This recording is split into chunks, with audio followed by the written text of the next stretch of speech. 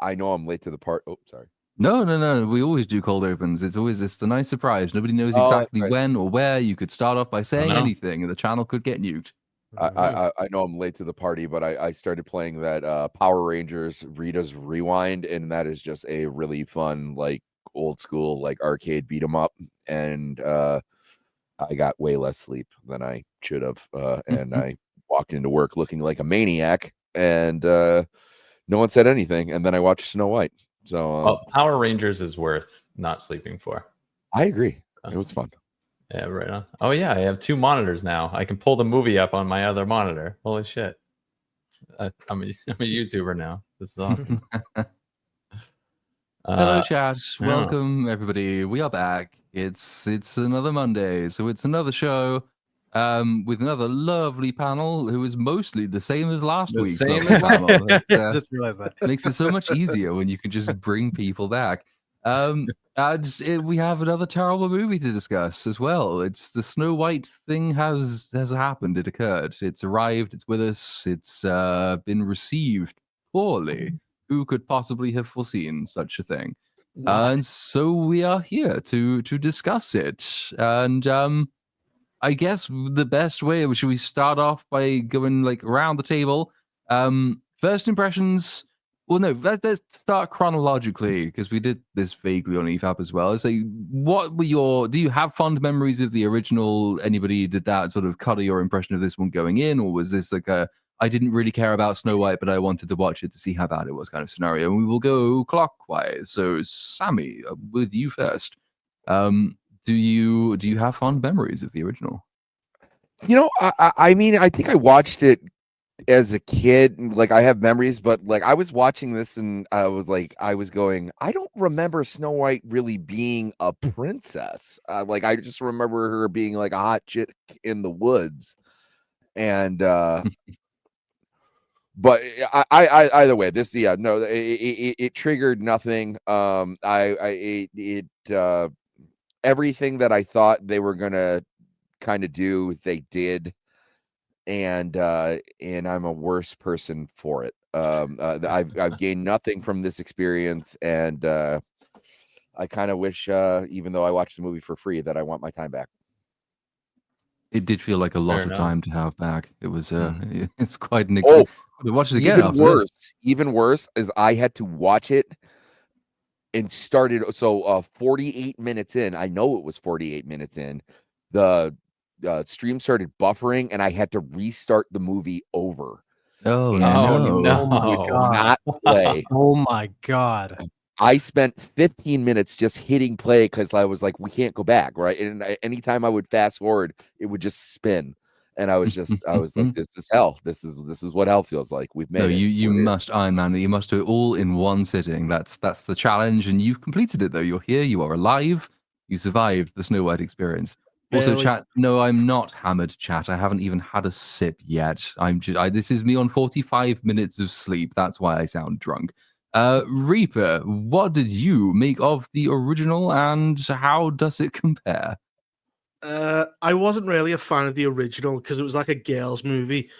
It was like a girls' movie, so it was kind of just on in the background with the teachers. You know, as you're fighting, you kind of it's just there. I only watched this one because I wanted to see how much of a car crash it was, and fuck me, was it a car crash? Yeah. This was an abomination on every level. Man, whose idea was it to make those CGI dwarves? Fucking shoot that person, whoever Peter they were. Dinklage's it was idea. insane. Yeah, no, because originally the bandits were the dwarves, right? The original ones, because that's what I think. Yeah. Because and I know we'll get to it, because the ending, they have the crossbow guy so shoehorned in, and I was like, he had like a contract agreement or something. There was no reason to bookend this dude. It has to be the bandits were the dwarves, and it makes a lot of sense. It's very Disney casting. All of those people hanging out in the woods, unlikely to say the least. Yeah, but though, like Snow White, you can't really prepare yourself for what a disaster it really is. You know it's bad. You know it's going to be bloated because every Disney movie bloats every one of their remakes, but fuck me, was this just it just kept going on and on. It was like being waterboarded in a CIA Yeah, talk I would show. rather sit both of my parents down and ask about the night of my conception than watch this fucking movie again. Yep. Jedi Brooks, what about you, my friend? It's just it's hard to put into words how bad this movie was. Just a special kind of piece of shit. And we all knew it was going to be pretty crap, but I like after all the build up and after all the controversies, and in the back of my mind, I thought, you know what, maybe it'll pull something out that'll be charming at least, because that's one of the things I remember the most about the original is that, like, you know, the animation was charming and the characters were charming. Wasn't really my thing. Like, it was more of a girls' movie in this Disney side, like Reaper said. But this movie, it genuinely was one of the most boring and horrible experiences I've ever had watching a movie. I was gritting my teeth, I was digging my nails into my chair. I was like contemplating skipping the fucking songs, but I figured I'd need to like have them in my mind for context. And then I regretted it towards the end. The fucking acting was abysmal. It looked like it was made for $4, like the most ridiculous green screen ever. Gal Gadot is the worst actress in the galaxy. Like, she's So just bad, dude. she's so fucking terrible. She is That bad. stupid little smirk that she's had, the Wonder Woman smirk that's been pasted onto her face for the last like decade. She couldn't remove it long enough to play an evil witch. She's just Yeah. awful. And the fact that we'll get into these details, I'm sure, but the prince being turned into this loser thief was just as big a downgrade as the commander in Mulan being removed because they couldn't take away her fucking agency. Yeah, I'm I so started tired of calling him characters' agency. PAT, Prince Antifa Thief. He's a complete loser, man. Yeah, people I've heard other people say this is, but like I said, the Mirror was like one of the only people who's in character and like was on point with the original. And yeah, every aspect of this movie failed. I don't even know how to I can't believe it was this bad after all the anticipation of it being bad. Like, it's just shocking. Rachel Zegler's career is over after this. Like, she's Yeah, It was a tour de yeah, for force. sure. It I was hope bad. so. I'll give her Yeah. this. She can sing, because I checked the clock. It was 8 minutes in, and I was losing my mind at how terrible the singing was. But then when she started, I'm like, okay, at least you have some talent here. But then it kept going. It just kept going. It would not stop. And yeah, one of the worst musicals I've ever seen. Probably the most boring movie I could possibly ever imagine. I'd rather rewatch anything I've ever reviewed over watching this again. Yeah, I'd rather watch Captain America 4 for a fourth time. I'll watch that right now. Yeah. Well, I still never haven't seen it. Oh, you still haven't? Well, you're not missing much. Just if you've seen Winter Soldier, you've seen that, and then just think of like a retarded version of it. And you, Oh, we covered it. I was like, and thanks for having me on, even though I didn't watch the movie. I anytime, buddy. unfortunately had to watch this one. I had never seen the original until after I saw this piece of shit. I walked out of the theater thinking this was like the most painfully mediocre thing I'd ever seen. But then I was like, for context, before I write my review, I should watch the original. And I walked away from that thinking like, wow, that was not an adaptation at all. They just made an entirely new movie in a Snow White skin suit. That is not the same fucking movie whatsoever.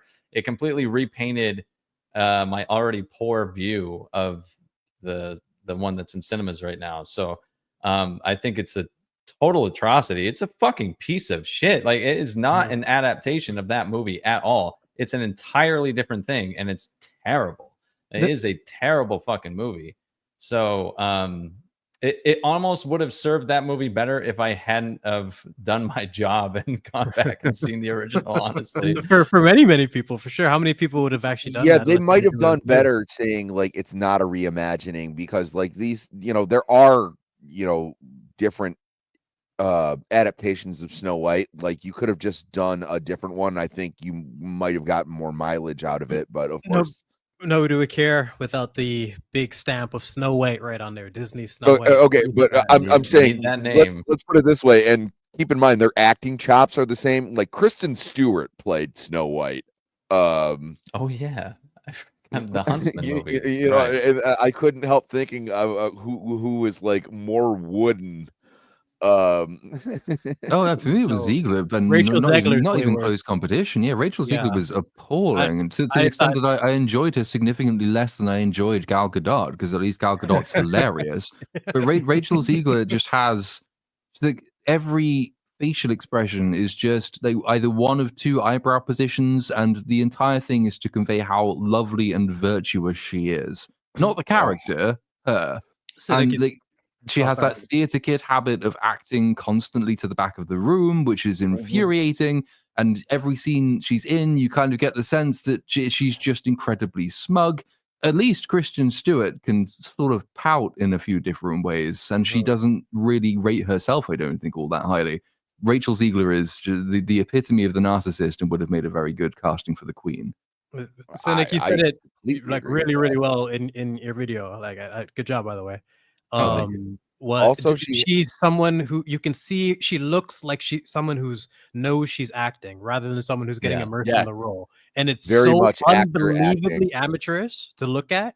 Like there's a scene I clipped where she's talking to the prince or the thief, sorry, and she says something and then she looks up at him and starts to say something and then just mumbles away and like looks back at the screen like she like screwed up a line or something. There's so many little screw ups like that where I can't believe they didn't do another take, or I can't believe they didn't cut that. She's They probably terrible. did. Did That you was guys probably notice the this too? She best. also has that disease where the bottom lip never touches the top. It's called an underbite. So, Got like that she is going on. mouth breathing. I was too distracted by movie. her eyes, man. Like I never really cared about the fisheye thing, but in the movie I was like, holy Yeah, shit. she looks like a gray.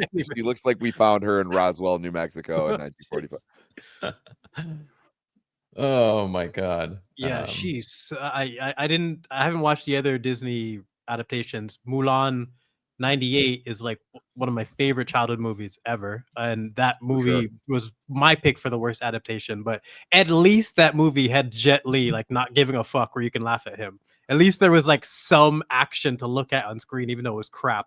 The Queen Lady was like memeable. There's things to poke fun at.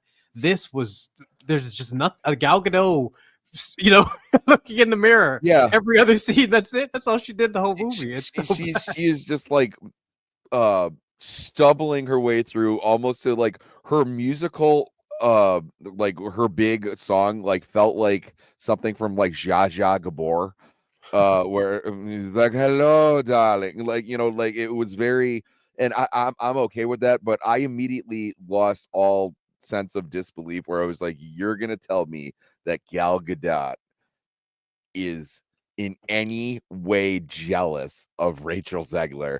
And even the mirror had to go, well, she's pretty on the inside. And that's yeah. I thought that was hilarious that they didn't go down that route. They just like ceded the point. They're like, no. Like you're a really terrible actress, but like you're really hot. So she's not jealous of you. It's not. I mean, it it's not does of your break beauty. the entire movie when they do that, though. Of course, yeah. because they if it was always that case, it sounds like it's just semantics, but it's not, because it is the crux of the film. If it was always the case that by fairest of them all, the mirror meant you were the nicest, the kindest, and the loveliest, then then it would never ever have answered yes to the Queen when she asked who is the fairest of them all. Anyone in the kingdom would be better than the Queen, in which case He's been she lying would to her this whole time. she'd have to go on like a mass murdering genocide to kill everyone before she becomes the kindest person in the universe. yeah, it's so like stupid. it's almost like a morality tale where they're like, who is the fairest? And then they show like this old nun, like they show like Mother Teresa. It was like, she is the fairest in the kingdom. It was like you could have did that where there's that old story where that daughter is looking for her mother, and she kept saying she's the prettiest woman in the world. And you realize that beauty's on the inside, because the woman that she ran up to was an unattractive person, and you realize that beauty's on the inside. They were trying to do that, I would suspect, but they failed horribly. But it's even worse than that, because when the Queen, like originally, the Queen just wants to kill Snow White because she's prettier, but this one, Snow White actually betrays the Queen by freeing a prisoner. So she is an actual traitor to the crown. Yeah, they gave her a motive, which is just strange. They gave an actual reason to try and kill her. Oh my god! In that moment when she frees him, Yeah, that was one of many moments where they had to have her do everything herself. Like this idea that if the woman doesn't do everything, she's being like enabled. It reminded me of Rey freeing herself from jail when Yeah. Han and Finn went to go get her. It's like she just has to do everything herself. Absolutely, but funny? also So because I frustrating to kept look calling him Antifa Prince Thief or Prince Antifa Thief. That's what he's known now as, or Jonathan. I couldn't get over the fact that his I fucking just called name him was not Jonathan. Prince. 'Cause that's Yeah, what he's not the I prince. just couldn't get every single time they said Jonathan, it knocked me out of the movie. But when she frees him, I wanted her to like whisper in his ear, like "Free Palestine," and then like. But what's funny about that scene is that they tied Jonathan to the front gate of the castle, and you're like, how'd you get in and out? With the shittiest rope. They Oh, just with the wrapped it shittiest around rope, it twice. comes off Yeah. so easy. Oh, Unlike wind, worst and this guy's out. security. Like, Worst palace security ever. Do you open yeah. the gate?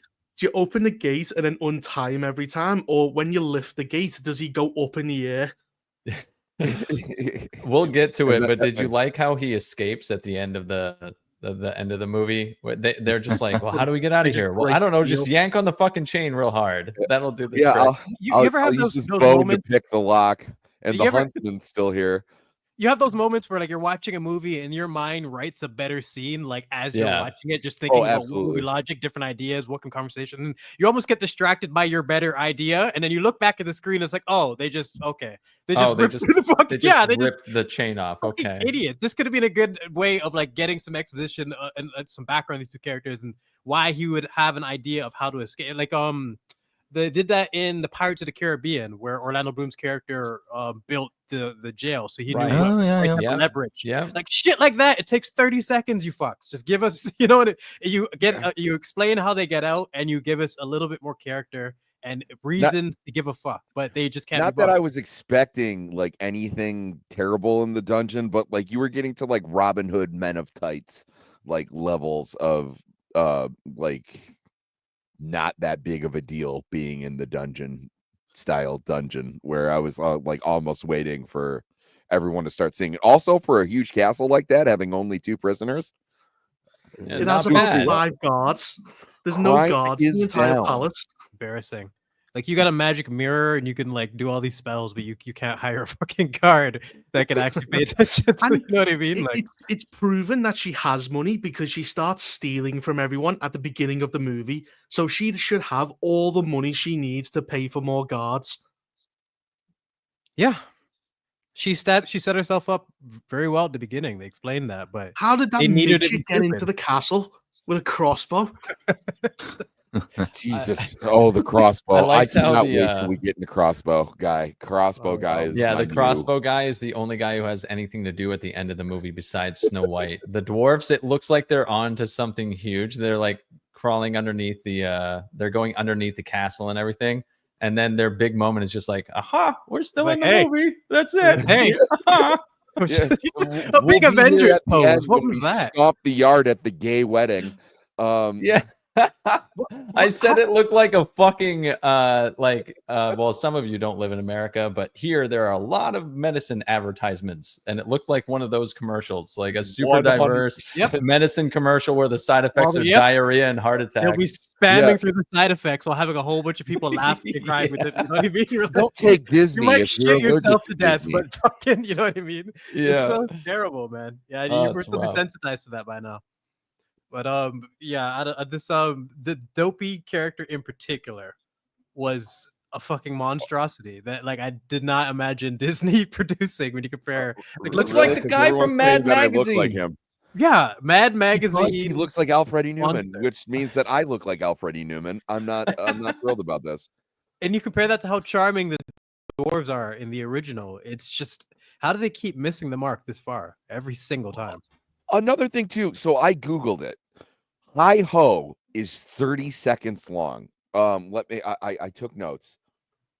The to sing it start to finish, it's 30 seconds long. In the movie, it's 2 minutes and 47 seconds because other things are happening. Yeah, In this movie, it is over 4 minutes long, and the only reason is key jangling. Like, it's not, I would have much preferred so a lot of the dwarves songs, and I'm sure we'll get into this, a lot of the like dwarvish songs, it's whistle while you work. They're always like doing something while they're singing. And when they break out into like these weird dances, or it had a very like Broadway feel where every single dwarf had to have like a solo part. It was like, no, they were just kind of it's almost like a slaving song where like they're all like singing in the fields, like that's what they're singing while they're mining or like doing whatever it is that dwarves do. Like it's another thing that took me out immediately, where I'm going like, oh, you choreographed hi ho, like this is like I said, it's abysmal. I'm sorry, I hate to rant, but Was there any song that they executed like effectively? Because I was just like I said, No. No. Yeah, I'd say no. I For was anyone really who's blown not away. familiar, I was blown I away had by this how many theory- new songs there were. Mhm. There was so much new music in here. I'm like, you guys had an And it was entire all movie to terrible. adapt. It Yeah, was and it was really all bad. every bad. aspect of it was worse. Like just not a single improvement. Nothing. They always do this. They take the story and just go, let's add 40 minutes of pure shit into it. Yes, yes, like Mulan. They're all longer than the original every single time, and they just Wasn't that 2 they- hours? well, I because can't they have remember. to add, I like, remember. I know it was longer, but I can't remember the exact time frame. And like that one in particular, They're like 80 minutes, 70-minute movies, but these ones are all like 90, Almost 100 to 2 hours. Yeah. yeah, and kids not gonna sit through this shit, man. Like that's No, one of the distinct things you can say about most kids. They're not gonna have this massive attention span. You really have to fucking, you have to earn it. You have to be like Lord of the Rings if they're gonna sit around for that amount of time. It is the you know? funny thing though, because there's only about 10 minutes difference between the runtime for this remake and the runtime for the original. It just feels it so was much 20. longer than that. Oh, And I think because the original's about 90 minutes, I think, or coming up I've- to. Oh, It's have I got that 83, wrong? 140 actually, and 83. 120. Okay, no, it's closer to 20. You're right. Yeah. It does still feel longer, but it's a lot of empty filler content that they chuck in. It's a lot of the original songs that they sort of abridge, and then they just pad out the runtime with these brand new ones. I think the music's almost the most. I was going to say it's the most disappointing thing. It's not true because almost every part of this movie is a complete abomination. But there are two distinct modes the film is in when it comes to its music. You have the legacy ones, which are just thrown in out of a sense of obligation, and you can tell that they don't really belong. Not least because so often they actually interrupt the new story the film is trying to tell. The entire dwarf sequence is an interruption. They have no relation to the A plot at all, except to press the pause button on it. And then there's a huge amount of time taken up by all these brand new songs, which are so very different in character and style and intent than the original ones. Because whereas the original ones are designed to they're designed as narrative aids, basically. Like they are an integral part of the story. The dwarves are doing stuff and you're learning about the world while they sing hi ho in the original.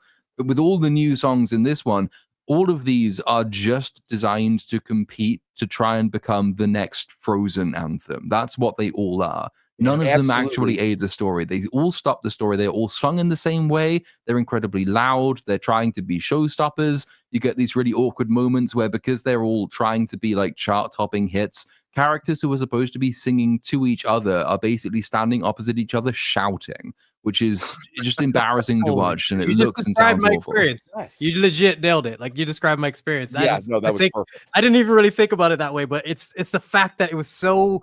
I felt like I heard the same song 17 times, and it just gets shittier and shittier and shittier, and it was just Yeah, I had to like look away from the screen. You're so Well, right. they reprised, I can't remember which song it was, but they reprised it and they did it in the middle of the movie. And I was like, that's not even by definition what like a reprise is. Like you're supposed to like bookend it. Like, like a good example would be like Pinocchio, like Wish Upon a Star. Like they use it at the end. So that's the last thing you hear. That's the point of the movie. Like, it travels through the plot. You know what I mean? It was like to do it, have it be the third song in the movie, and then reprise it again as the, I don't know, fifth song. Like it doesn't have the gravity. Also, I loved what you said. Like when you look in juxtaposition of these two styles of writing, obviously the 37 songs are classic. The other thing about these new songs, and I had this theory for a long time, Disney has this really sad gay man that they have locked in a room, and they will not let him leave unless he writes enough songs for the movie. And it very much feels like this guilted, this very upset. And he was like, well, Dad said I would never be a princess, but this one's for you. And it has that feel to it. And like, as soon as you get that stank on there, which is fine if you're doing like a Broadway show, but this is not a Broadway show, and you're trying to incorporate musical numbers that have stood the test of time since 1937. Like, it doesn't work. It's abysmal. I know I keep saying it, but it is abysmal. The phrase disgrace or insult to the original gets thrown around way too often, but this is one of the best examples. Man, does Like it apply here? Every single aspect. I was shocked. I thought they would figure some angle to be charming, or they'd have one character or one joke, just something. Nothing. One of the worst movies I've ever sat through my entire life. I'm racking my brain to like list comparisons, but like there's movies that insult me more, or piss me off more, or worse written, but like just the pure boredom and like ugly, disgusting scenery and lack of acting talent across the board. Even the Huntsman, every scene with that guy, I was like, are you kidding me? Can you take another take, my dude? Like any other take, anything. Just find a hobo off the street and like tell him the lines in like 2 minutes, and he can give you a better performance. Like, this is his life on the line here. This guy's hungry. Like this, whoever you this didn't is, like the scene. You didn't like the scene when he was going, go now, like he's transforming. Yes, the go. like he's the wizard Shazam. I thought he was going to become a werewolf or something, because he was going, before I change my mind, like he was actually being possessed. Yeah, he's turning into a werewolf as he's like, get out of here. You know what I like, though? Acceptable for a parody, but not for a $300 million film or whatever this was. But what's funny is that Gal Gadot goes, kill Snow White when you go apple picking. The very next scene is them going apple picking fucking miles away from the city center. Holy shit. That's what I knew I was in. That's what I knew was going to be garbage. They just instantly cut to the apple scene. You're right. But she is like fucking 50 miles away from the capital. How far does she go for apples? I even commented in my video about the fact that they changed what she was picking, because originally she was picking flowers. And I just took away from that. I was like, that's just too feminine to be doing. You have to keep the, like, obviously there's the connection with the apple eventually at the end of the movie, but if it was up to them, she'd be like deadlifting in the middle of the forest, like fucking completely, yeah, you know what I mean? Completely ripped, on the nose, lifting stones and shit. So on the nose, that felt like something that Rachel Zegler like added, where she's like, I'm not picking flowers, guys. I'm not picking flowers. This is too dainty for a girl boss. Yeah, and another thing too, just because I know we've talked about this many times on the show, just how modern writers don't understand nuance. It was like, the apple didn't have to be the thing the whole time. Even when Gal Gadot, and which, by the way, how did she not know that the old woman who gave her the apple was Gal Gadot? Because no one else talks like Gal Gadot. But like, even trying to like coax her into like eating the apple, she's like, and your father loved apples, and I want to give this apple. It was like, one, you should immediately know that something is awry with the apple. It was like, if I was just a trick-or-treater, I'd be skeptic. But you know, she's like, in he was such a good king, and he loved apples. Even with her upbringing, trying to be like open and like and love everybody, it still doesn't fit. She's completely retarded for accepting it. Like, you should just know. It just makes her so stupid. You have to go back to the castle. Use this for sustenance. Okay. Oh, it's totally, there's a couple of moments like that with like the character action, because like, so the first one of those is obviously like, she goes and like the huntsman lets her go because she's just so fucking fair. He can't possibly bring himself to kill her. And she goes into the woods and she stumbles into the dwarf house.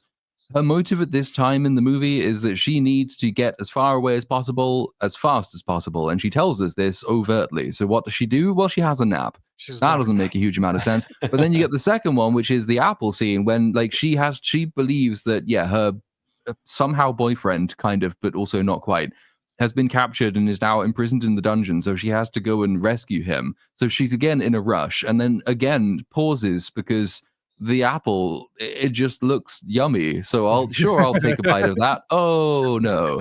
There's no reason narratively for her to do any of these things, but they have to be there because every time this movie does inject something from the original, it's always with this deep resentment. It doesn't want these scenes to be there. It just knows it has to put them there, which is why they don't fit in the movie anywhere. Do you think that's the actual problem? Because so I was just going to say, do you think that's the actual problem? Because the casting of Rachel Zegler was itself antagonistic to the audience. That was definitely picked to piss you off. But the problem these films always do is they try to deviate from it, but they always keep coming back to it. And you end up in this horrible in-between state where on one hand, they're trying to piss the audience off of the original with the race swap casting. But on the other, they follow it to a T, so it ends up being really stupid. They should just go all in and just be antagonistic. Well, they need to decide what story they're trying to tell. That's the most important thing to do, and they fail to do it. And like sometimes that's because they go all in on one direction and they test screen it, or they put it in front of friends and family, and it comes back and everyone hates it, and so they change it, and then they add in a bunch of the old original beats where they don't really belong. But this movie's got like a couple of like kind of new stories that it wanted to tell, and then neither of those polled well, so it just sort of aborted them very quickly. Like the whole thing about the missing father being a really good example of that. So like it's kind of on track with the original vaguely in the sense that, you know, she leaves the castle, runs away from the queen because the queen tries to kill her, and you know ends up with the dwarves.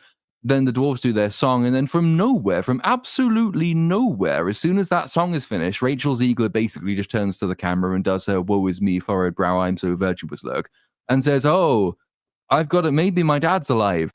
Because the queen, she tells lies. He could still be out there somewhere. we need to go and find him. Holy shit. Which is like, where the fuck did this come from? Why has this never been mentioned before? I wonder where it's going to go. Maybe this is the story they wanted to tell. Except that then, when the old woman comes along, who is the queen, and she says, "Ha ha ha ha, your dad is dead." It's like, oh, okay, I guess that plot line's over with. And Rachel Zegler just accepts it, even though her reason for thinking her dad might still be alive is that the queen tells lies. And the only person she's spoken to about this since is the queen, who could still be lying. So what the fuck? Why put that in your movie when you don't lead anywhere? What? God. The fact that she didn't have any other theories on her father's disappearance until now just makes her a colossal moron, where it's such an important part of her character and she's not even, you know what I mean? Like, and a good writer would have had this be a part of her character, like, and all the different avenues she's went through to try to find him, but like they just have it poof into her head in the middle of the fucking story. Everything about this is just broken, man. And it's unacceptable when you have a blueprint. You have the original, just fucking copy it. You know, but they hate it.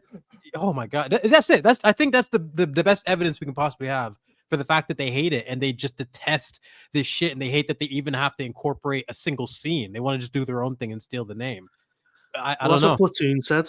They basically had an original script and then it didn't work and they reshot it. So, but the thing is though, you know what's kind of funny? The queen saying that her dad's dead. At the end of the movie, I can't remember, does she still think her dad's dead because she dresses in all white and starts dancing? I think she forgets about it by that point. Like, she kind of forgot. Is he dead or not? She kind of forgot, right? Maybe it's cut. That's what I'm trying to remember. Is he actually dead? And she's going to see him, but then she throws a massive party and forces everyone to wear white for some reason. It's the beginnings of like I said, it was the gay wedding. She's become a dictator by that point. Like everyone has to wear the same clothes. She's Kim Jong-un. Everyone wears the same clothes. They all look the same. It's all gone to her head, basically. It's this Disney thing where they have to have this crazy happy ending, even if they're ignoring everything that happened. Like TLJ was a horror story. So many people got killed. There's barely anyone left, but at the end they're all hugging and celebrating because it's a Disney movie. We have to. And this, I know that same thing. What happened to her dad? No, just like what happened to her dad should have been something. If you're gonna make a new movie and like have all your own scenes, that should have been something that was paid off. And they just nope. It's time to just dress up in white and dance around like a fucking Pfizer commercial. I don't think they can actually ever answer that. I don't, because the whole point is, like you said, Brooks, about Mulan, the commander not being a commander anymore. He's like, they can't have an authority figure over Snow White. It's why Prince Charming can't be a prince. He's now a thief, because when they get together at the end of the story, she's the queen, he's her consort, not king, which means she is in charge. And that's the same thing. If you found the dad or whatever, he would be in charge. So he's probably dead somewhere, fucking wanking himself to death or something. Yeah, you know, he's off doing something else. They'd have to undermine him, or if they would have brought him in, they would have killed. They would have like character assassinated that character, right? Like he couldn't take the pressure of being king. There's always like that slight on masculinity. It comes across very bitter. I mean, this is part and parcel to that. There's probably so many examples of it. I love Mulan, so that was just fresh in my mind, because her relationship with the commander is really what shaped her character in the end, and their relationship was meaningful towards the end of the movie. They actually earned it, but in the movie, the remake, they just made him a complete loser, and this is the exact same pattern of that, and the whole just, oh my god, from the animals in the forest to just everyone just loving this chick. It's so frustrating to watch. I mean, off topic, like my biggest problem with the newest Teenage Mutant Ninja Turtles movie was like the character assassination of Splinter, where it was like, no, he's not this ninja master. He is this shut-in who found like a book. And he's like an agoraphobic, where he's like, don't go outside because the world isn't going to understand you, and ninjas need to stay in the shadows.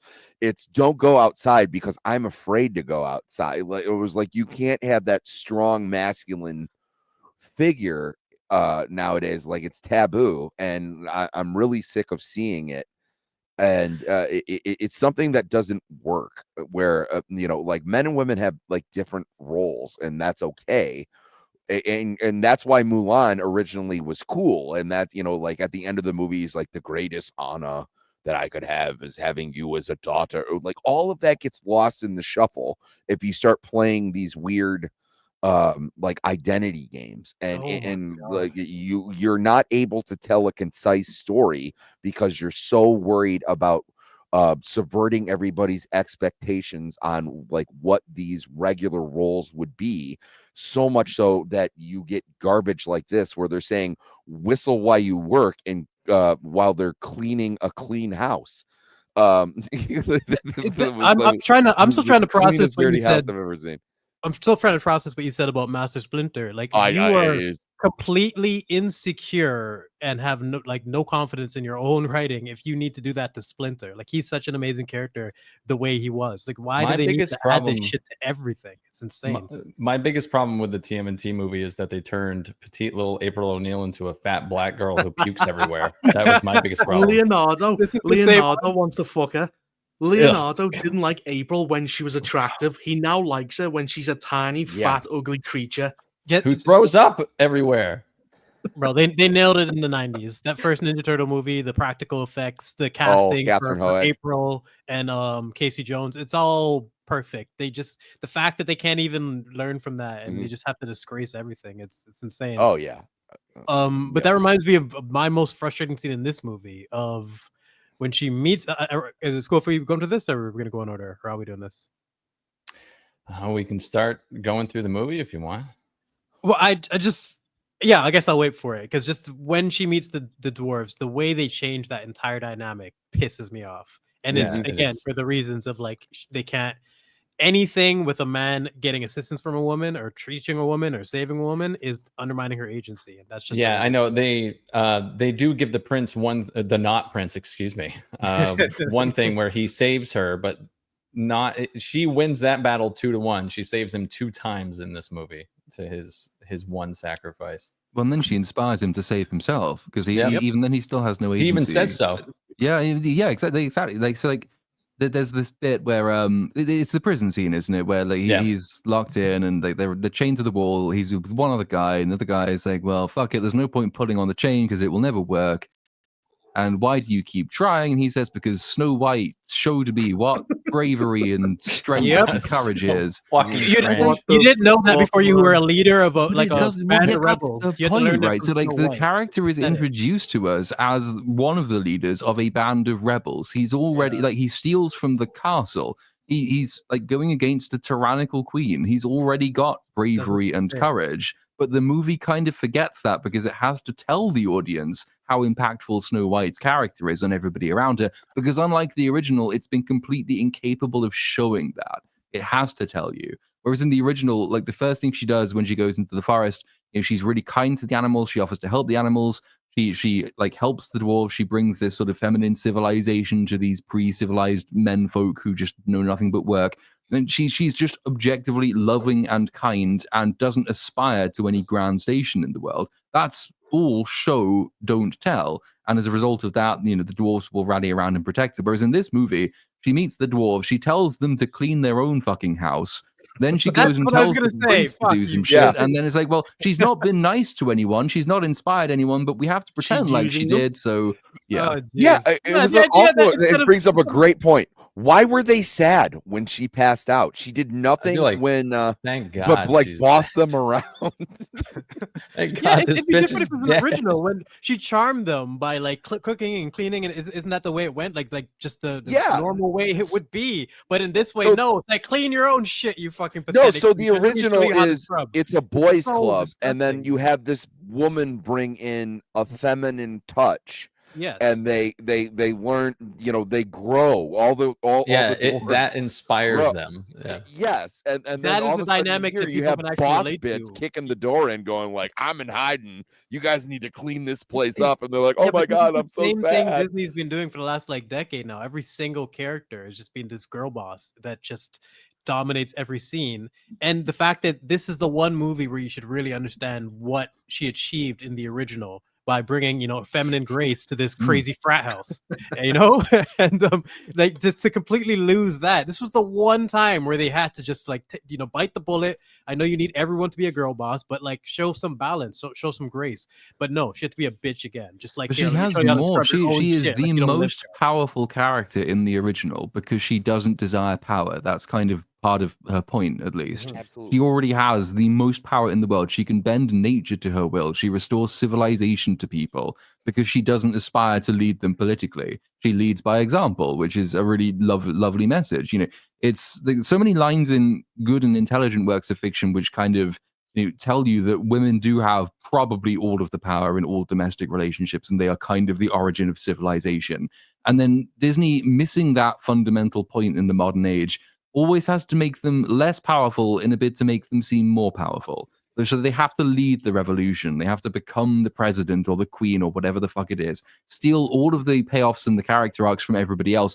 And it just seems trite and cheap and shallow by comparison because they've completely misunderstood the power that the original character had.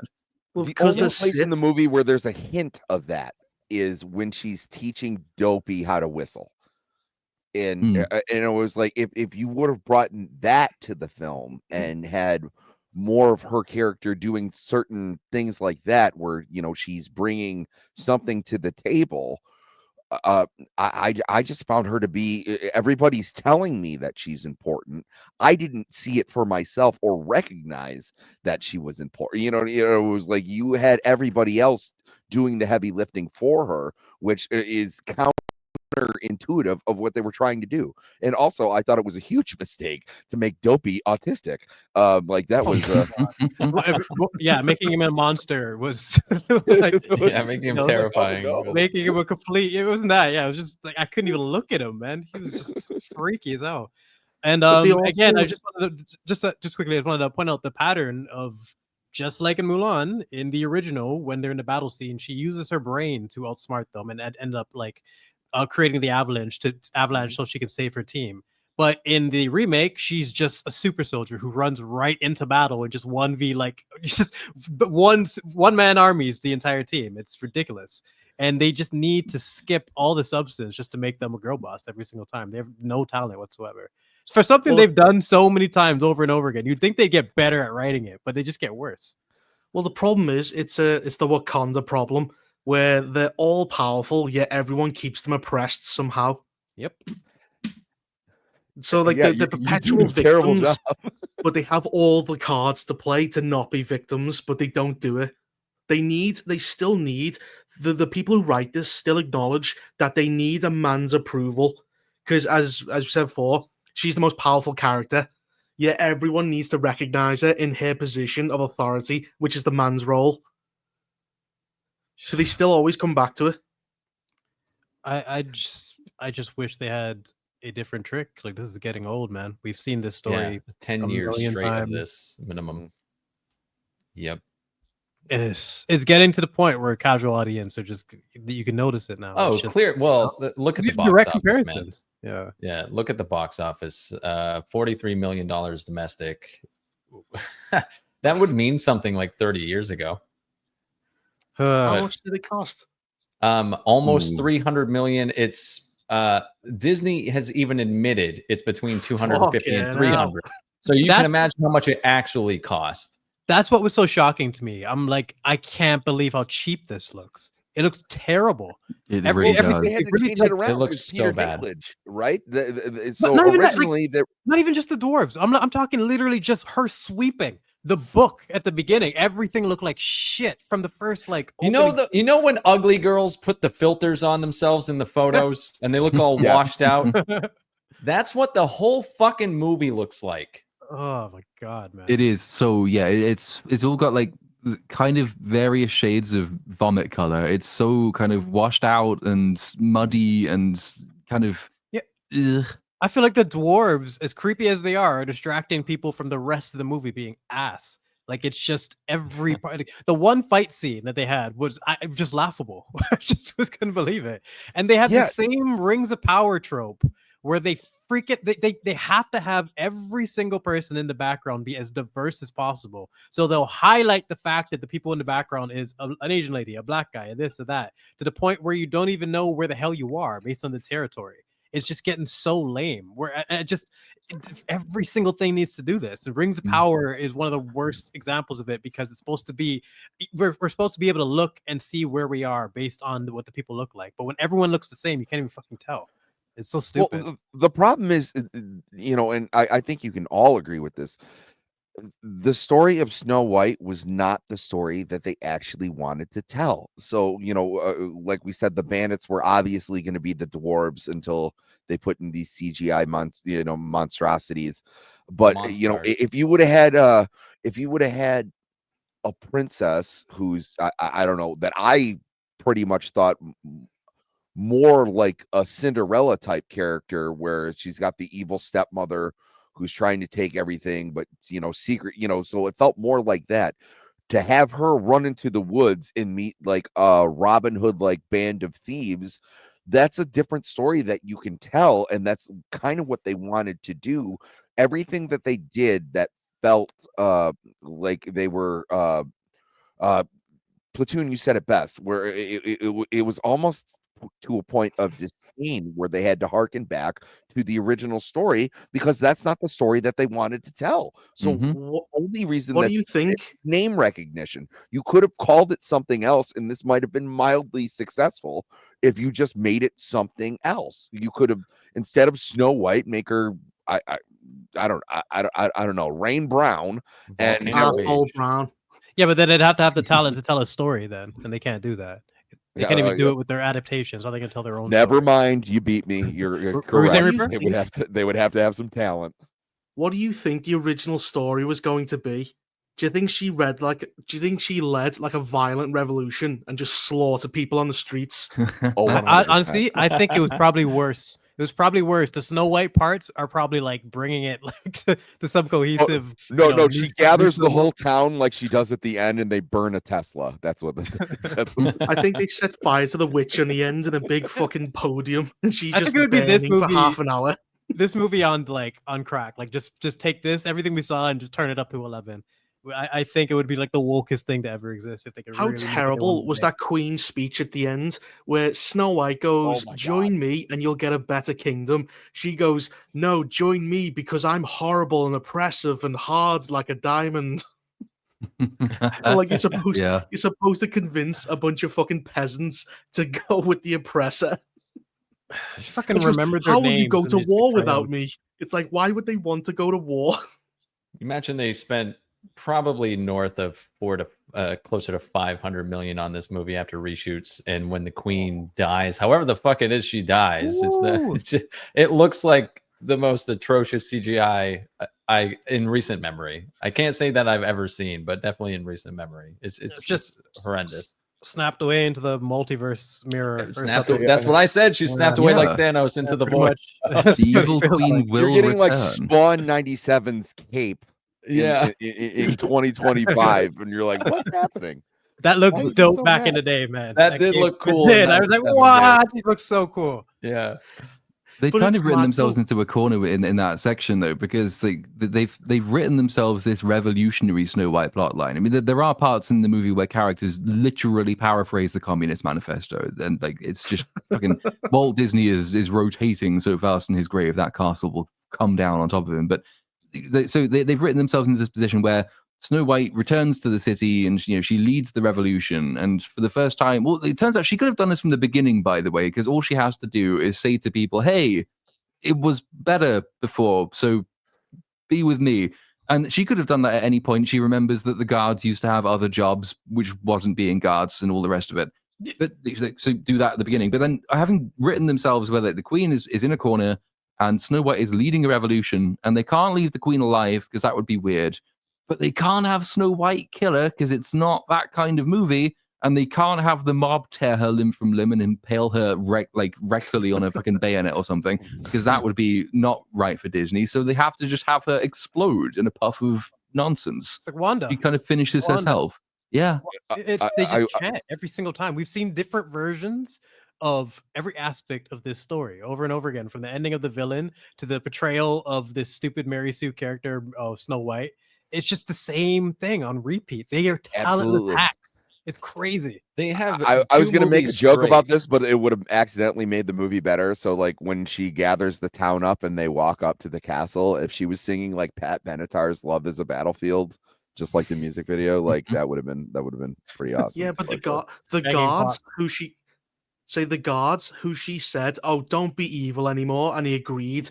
At the very beginning of the movie, they were robbing their fellow townspeople of all their gold. Yeah. So why the it's two fuck would they movies just change straight their of this. mind? They did this in Captain America 4, where Cap used the power of words to stop the Hulk, and Yeah, in Snow White, they talk do no the jutsu. exact same thing. It's the most lazy, abysmal writing that you can imagine. It's talk no jutsu. It's like a stupid anime thing. Like, come on, man. If this was an option, why did we even have a movie? You could have Yeah. just yeah, no, it was a very Naruto kind of like Yeah. moment where she's looking at the guards and it was like, hey, But in that show, stop it. look, they actually justified some of the times in the beginning, and then it became like a flanderized aspect of his character where he just talks his villains into being good. I'm like, okay, this is getting pretty stupid. When some of them were meaningful, like the first few, and it's become I've seen something that's you been get that taken same into like Disney. flute in the background. Yeah, no, it That's very, exactly what I'm referring to. But for example, like the first arc, not to just make a rant of it, but like they did it well in that first one where it's actually meaningful. And then oh, it the became Naruto bridge fight. Like, Yeah, yeah, yeah. no, I know what you're But- talking about, brother. it's been something that's been taken by Disney, and it's like just trash now. It's like the people blaming Avengers for Whedon type comedy when he did it well in that movie, and it's not his fault that people copied his shit and they can't do it correctly, right? So it's just it's something Disney has taken and they are garbage at it. It's so fucking repetitive too. Yeah, I defend the MCU all the time with this, or at least Disney. This is always like, because the original MCU was not Disney. They bought it out. The first Disney made Marvel movie is the Avengers, and like that is a strong, is as much as there is a bunch of key jangling and everything, that is a very strong example of putting all those big characters into one scene, and they did it well every single time. I challenge any of Disney's writers to do that now. They are incapable of doing so, where you have to, and it's because they set up these weird parameters for themselves to they handcuff themselves, really, because they have a message that they want to send, and because they lack the nuance to send this message, they handcuff themselves into putting out an inferior product because the message comes before the plot. And it was like, and don't get me wrong, you can have a theme, you can have things that you want to say to people, but when you like grab me by the bottom jaw, yank my mouth open, and shove it down my throat, that is not entertainment to anyone. It's just forced. Name something that's forced that's enjoyable. Like very, very, very, very Nothing. few things. Like almost nothing. And the fact that they can't figure that out by now. Because Yeah, I learned that lesson with beginning broccoli when I was a kid. Yeah, actually that is a good example. Like your parents are trying to do a good thing by giving you vegetables, but forcing a kid to eat vegetables is never a fun experience. It's just it's even for something as beneficial as vegetables. And I've always said from the beginning, it doesn't matter what type of message you want or what type of thing you want to incorporate into your movie. All you need is the talent to incorporate it in a natural way. That's it. That's it. And then it's so something you can absorb afterwards rather than just being smacked in the face with it and just being distracted. And it just takes talent, and they've just forgotten that. Okay, Well, watching this movie, this is something that I always post to people. Oh, I'm sorry, Rupert, go ahead. I was saying watching this movie makes you feel like you're in an arranged marriage where everyone's telling you will learn to love her. Yeah, just give it time. Just give it time. But this is god. No, but I posed this to the whole panel. So one of the big like ways that I know that a movie has affected me, and I use this example all the time, is, and I can't remember the last Disney movie that did this to me, is when I'm stuck in traffic, and sometimes like things will just pop in your head, or maybe like something like makes sense to you where you were like pondering on it for a long time, and you're like, oh, this character did this because any sort of thing like that. It was like, what is the last real Disney movie that affected you? It was like, I will say This affected me. Made you feel something? What do we refer? Positively. Positively. I would say it would either be like Up or Coco would probably be like digging my nails into my chair. I was dying. Yeah, no, it felt like a Clockwork Orange. Manner. If you're saying felt something in a positive manner, they were asking me when I was watching this at work, when I started screaming, "Not Ludwig van," like it very much felt like the torture scene in Clockwork Orange, having to sit through this, especially when in 48 minutes, keep in mind, 48 minutes, I had to start the fucking movie over. I can't believe that. I can't. Like I said, I was contemplating skipping the music scenes, and you had to watch them twice. Like you're crazy. Yeah, I'm no doctor. I made myself not not skip the music scenes because I hate musicals at the best of times. Although I did realize going back and watching the original Snow White that this is just, I think, largely because so many modern musicals are just awful. And there are good ways to do it. But I'm not naturally inclined to like segments like that. I kind of made myself sit through them in the hope and expectation that there would be something relevant to the plot in them. And it just isn't the case. So like you have your opening number, which is the first one that tries to be the next Let It Be or whatever the fucking song is from Frozen. And the refrain in that is just vowel sounds. There's no words or content. Like the content is supposed to tell you how awesome and amazing and stunning and brave Snow White will grow up to be. And the dad outright says, "You will grow up to be awesome and brave and stunning and brave and wonderful and lovely, and you will learn that." What is it? The bounty of the land belongs to those who work for the land, says the king. And so that's the point of the opening song. But the actual refrain of the song, which you would think would be the most important part, is just Which, also Platoon, that sounds a hell of a lot like "Those who do not work shall not eat." That was a good one. Sweeney Todd was good. I said the last one for me was like I said, it was probably either Up or Coco. Like Coco hit me like right in the feels. I know a lot of women like Encanto. That was, but I was like, but keep in mind those movies are. We're counting Pixar as Disney just because they slapped their name on it. I don't really count Pixar movies as Yeah. genre. Yeah, because Up did it for Oh, me as well. then nothing. Then nothing in like 20 years. Pixar movies look absolutely terrible nowadays. Like, what is that? The design of the characters. They've got this horrible doughy face that you want to punch. Has Yeah, no one ever seen it? they cute. Oh, That there might was be a something. plethora of punchable characters. There's so many like- different animation styles, but like Blue Eye Samurai, for example, I found that refreshing in terms of the style. Oh, absolutely. Versus like Pixar, I'm kind of done with the doughy plastic looking. Like it doesn't really appeal to me. I just started watching this anime called like I got reincarnated as a slime or whatever, and it is already in 8 episodes accomplished everything that Disney So what, has. is he a slug? I'm Is sorry. he just a slug for 8 episodes, and then someone comes across and pours salt on him, burns him alive? Oh, I certainly hope not. You love the slime. But it's this guy. He gets like stabbed on the streets, and he gets reincarnated as a blue slime, and then like he sounds makes like friends hell. with a dragon, and then he helps like this goblin village like defend themselves from dire Is this a wolves. show or an acid trip? The fuck? How does that work? Maybe a little column A, a little column B, but I'm telling you, I was watching this going like, this is like storytelling for like all ages. How does Where he even though help there's like anyone? some Does there's someone some skip on him? dark things. Obviously, there's some anime things where you get some gratuitous booby jiggles. But I was watching this going like, I want to show this to like everybody, because I think this is everything is based on actually what Zegler has failed to do in this film is walking the walk and showing it was like being loyal to your friends and loyalty and standing by someone who's in a hard situation.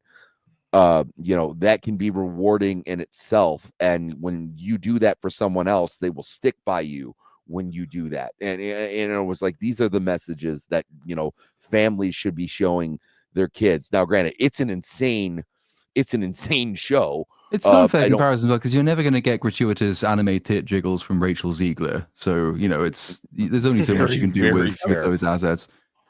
I still find it interesting that you found a slime character more interesting than Richard Zegler's Snow Yeah, White. dude, I'm telling you, like a little blue ball has more gravitas. Did you He's a tour de guys? force compared to Rachel Zegler. Has anyone seen her in anything else? Because I've only seen her in the interviews, and I could see she was like, a stuck-up brat. I she was thought she was going to be My more wife talented has than it. this. Mrs. 3 is the time I reincarnated as a slime. I would check it out. I did Rachel assume Zegler- that she was a better actress than she is, because I think this is the first time I've actually seen her in anything besides interviews. Obviously, she's been in The Hunger Games, The Ballad of Song and Fire, or whatever it was West called. Side Story. She's been in West Side Story, which is again flop. musical theater seems to be her kind of default and the only thing she can really do based on this. I mean, maybe she acts differently in other things, but like there's too many amateur aspects of it where like I can see that, and like even Riri Williams and Ironheart, everyone slayed that character. I'm one of the few people who I even though I think she was a terrible character, I don't think she was a horrible actress. I think she could have did better with better material. I don't see that with Rachel Zegler. I Well, don't either. I'm also Kenny just being Blake reminded basically by wrote it. chat that she was also in Shazam 2, and I've seen Shazam 2, and I'd completely forgotten. So I yeah? that forgotten it says as well. something. Wait, Oh, is she? geez. I is would have she never. the I one that- thought she got her start on Instagram.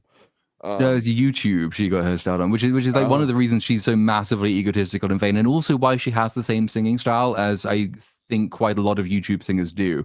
Is that they don't really learn the nuance of song. They don't learn like song as a means of communication. They learn song as a means of impressing an audience remotely. And it's all you have to belt basically everything, make your mouth look as big as possible. You smile through it all. You have your eyebrows in a fucking virtuous pose the entire way through, and you pretend that you're projecting to the back of the room. And that's kind of as a it for guy lot who of these just people. put out a live album, I really, really appreciate you saying that. So Well, if you understand music, you're going to be able to see those details, like I don't understand music to that degree, but I can understand basically what you're trying to break down. There's just a nuance missing to her Well, performance. there's one of the best examples of that, I think, was in The Little Mermaid, and that might be a question we can come on to later, as to which is sort of technically the worst adaptation. I've got my answer to that question already, but there's a good example. If you compare, what's the most famous song that Little Mermaid sings? What the fuck is it called? Part of Your World. Yeah, Part of Your World. The way that, so in the animated version, when she sort of sings the final refrain of that, and she kind of trails off because that song is supposed to communicate something. It's a kind of a desperate dream that's so far out of reach that she can't quite bring herself to fully go through with it. Like she almost becomes taken over by the power of that dream and its unapproachability. And so she's a beautiful singer, but she trails off at the end and almost speaks the last line. And then you compare it to the Hailey Bailey version of that, which is just, it's the typical thing that they do when they want to ruin the American national anthem, which is you should like fucking run up and down the scale for 5 hours before you get to the point. And that's just Look at Me singing, which is what Ziegler does as well. And almost every modern Disney princess, I think, will do this. Because it's not about trying to convey the meaning of the song anymore. It's about trying to big up the actress who's been chosen to play the role. Oh, okay. As someone, I've actually, this is gonna sound arrogant. I don't want to really toot my own horn on this, but like in high school, I used to win awards for singing the national anthem, and I sang the national anthem at different things. The one, and probably the best advice that I ever got was, "It's not about you. It's about the song." So exactly, I think what Haley did at the end, where they're like the part of your world, part of your world, and then. I annoy the shit out of my wife with this all the time. Is I use Haley's version where she goes, "Part of your world." Oh no! Why did they gotta do that? Just sing it Yeah, straight because, and like, just have some respect. Like it oh doesn't my even God. convey what you're trying to do. So like holding that note out is ending out the song going, I want to go where the fucking people are, and they all got legs, and that's fucking great. And then like to have that like R&B like it doesn't work, and it just comes across as narcissistic, and it doesn't paint the picture that you're trying to paint, because it is very much like you said, where it's the "look at me," like, and it was like, no, the important thing should be the song. It's And just so arrogant to be able to attach that. Like, do that with your own song if you have the range. Well, they for do it. that a lot in this, and we talked about what's the time difference in the movie. A lot of it is in the musical numbers where they're doing something, and then they all have to do the like we get it. Like it was like hi ho, had no reason. I'm looking at it right now.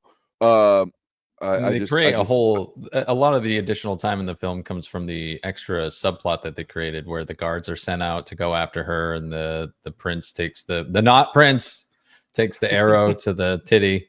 I was and then fever dream mode by then, man. I just like couldn't just barely process what's going on screen. It's oh my goodness, man. Even the part where she saves the horse, and like how did you do any of that?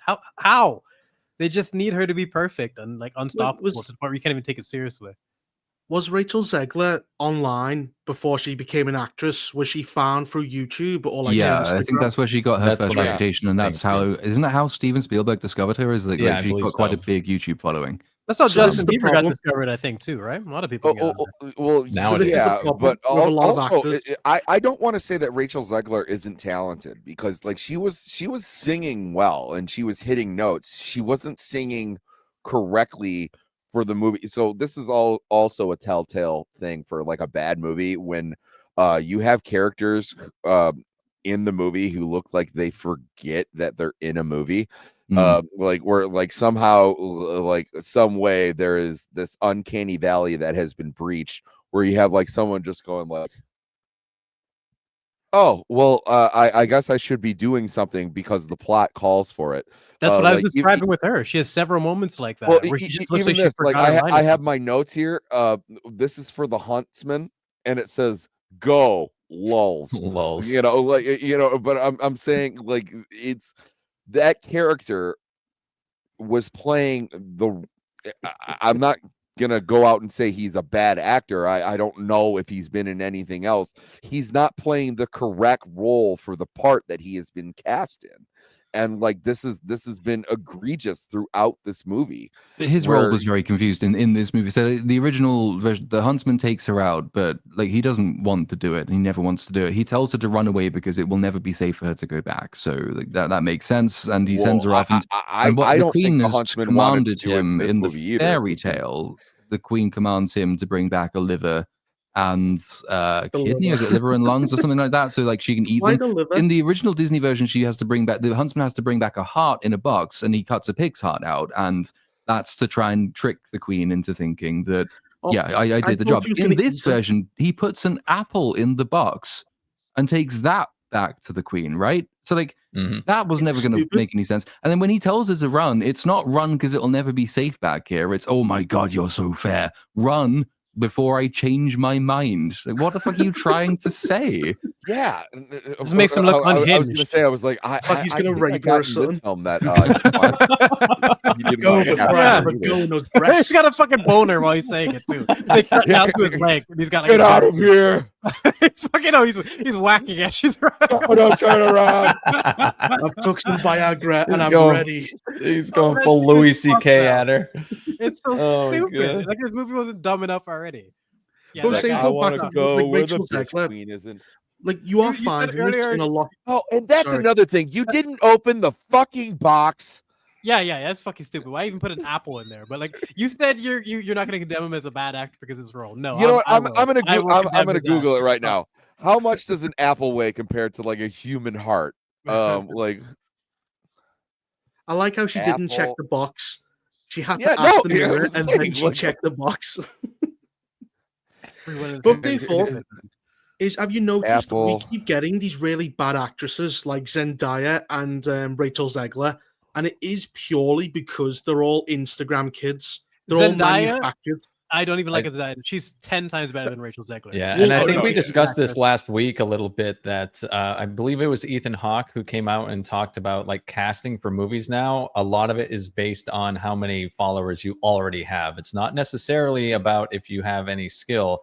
It's about if you're going to be a draw, and they judge that based on Instagram followers, that type of shit. But that's right, Cynic. There's no like true movie stars anymore. So like, and you see this, especially like as like a comic book fan.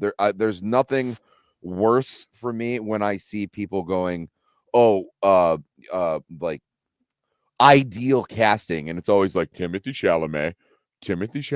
Yeah, people. What were you saying, Reaper? I was saying, the problem is if you're popular with kids on YouTube, you're probably a person you want to hit. Like, how many people have those big soy faces on the YouTube thing? You know what I'm talking about? You want to strangle them to death. Yes. That guy is going to be the next movie star now.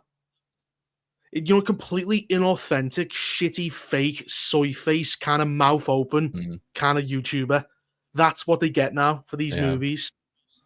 I mean, Dave asks if it works. I would say it doesn't work, but neither does doing a lot of these things that, like the remaking Snow White. Like a quarter of the way through this, they must have known this wasn't going to be a success, so they wouldn't have delayed it. But they still do these things.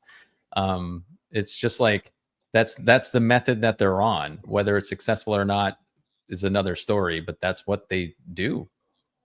Well, they had this. You guys saw the new Shrek preview, I'm sure. Yeah. Oh god. So they list the cast, and they're you know obviously like Mike Myers, Eddie Murphy, Cameron Diaz, Eddie Murphy, and they're like Zendaya, and we're like, well, who like that? That's not a surprise to me. It was like it's her and Senor Puffy Face. What's his name? He's in everything. Well, there's a difference between Pedro Pascal. Thank you. Yeah, he always looks like he's just reaching out for that EpiPen, and no one's giving it to him. But they're like Zendaya, and I was like, why would you say it like that? Like, because she's in everything. Like, you know, why did she get one name like she's like Madonna or Cher or something? I would have liked where it was like, you know, like Eddie Murphy, Whoopi Goldberg, like that's where I would go. Like, hey, like that's kind of a crazy like casting choice. You know what I mean? But like, no, I'm not surprised that you casted Zendaya. She's like one of the it people right now. I will say though, Zendaya keeps her mouth shut because Rachel Zegler is going to become the new Brie Larson. She's She being is. What do you mean ostracized. Oh, become? 100%. Brie is sure, being yeah. usurped. I mean, Brie is career-wise. She's Yeah, out she's Brie being Larson, fucking Brie Michael Larson. Phelps level lapped right yeah, now. completely. Yeah. Because the thing is though, Captain you can Sam get from Winter Soldier. Zendaya. On your left. Rachel Zegler opened her mouth to get the roles, but she never learned to shut it to keep them. Mhm. She didn't learn Whereas PR. either. Zendaya shuts her mouth all the time. Nobody knows her opinion. It's She's probably sharp. terrible. She's 100% a sharp young lady. Like I don't find her that talented of an actress, but apparently she has a lot She's of other not. skills, and she She- plays the game well to be in the position she's in. Yeah, because Rachel's she dumbass. because she shuts up. Because Who's the she's girl who plays quiet. Wednesday?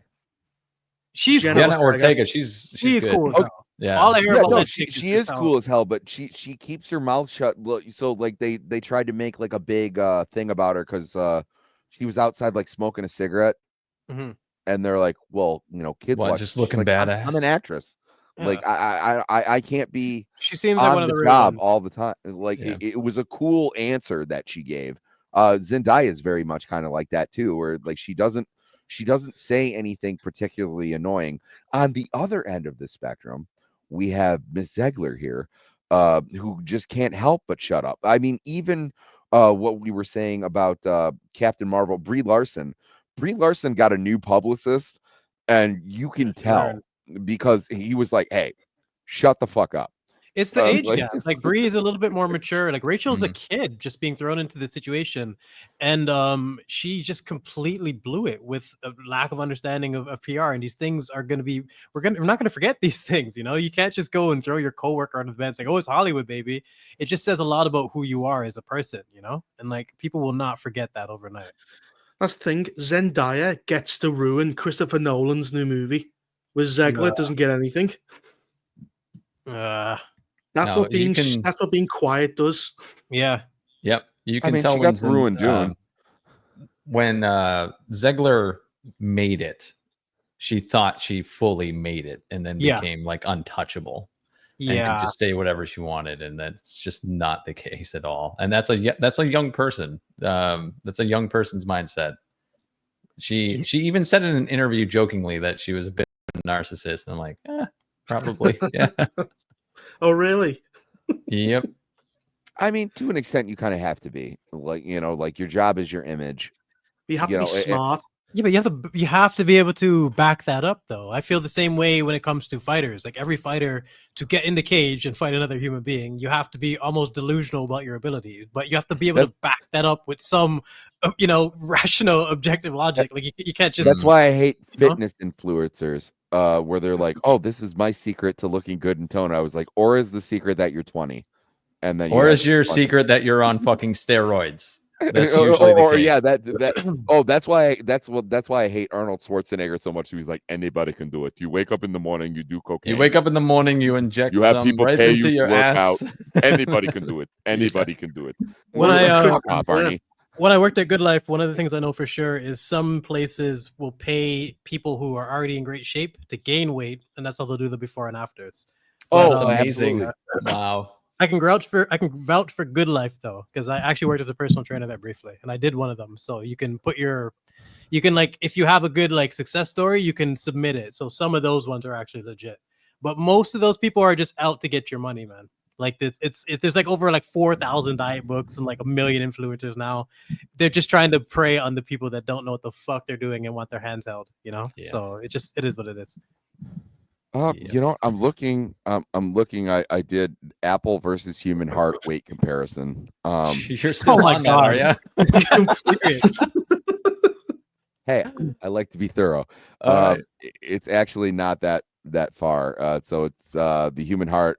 The female human heart weighs 250 to 300 grams.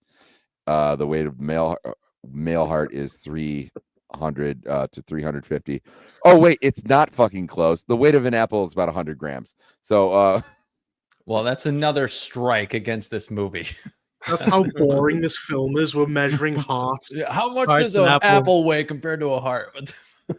Let's By see. the way, that little search, that little rabbit hole I just went down was far more entertaining than this movie. I Oh, find fuck it yeah. incredible that we had 7 dwarves. We didn't talk about one of them other than their fucking monstrosities. Like not a single thing. to say Because about nothing any of them. stands out What about did them it say? uniquely at Nobody's a all. freak. It's just I you know what? I was trying to say the only thing I could relate to was Grumpy because that's kind of how like I just felt like he's the only person I could fuck relate to in any way. I'm like this is just But shit. Grumpy Fuck had an all of you. arc in the original movie. Grumpy goes from the one who rejects Snow White the most to being the one who's the most upset when she Yep. dies. Absolutely. Yes. That's And Oh my they did God, show that development. in the theater, or sorry, in this one, they at least showed him at the funeral scene, like having an expression. I think if there was like one frame of this movie that they got decently right, it was that. That's the only compliment I can give it. I But like again, that that's barely instead anything. of encasing her in gold and glass, they just lay her on a slab of rock. Just they're on a rock in the forest. Yeah, and they put put her in a sticks over it. gazebo. Put some sticks over it instead of the beautiful glass chandelier thing that they had in the original.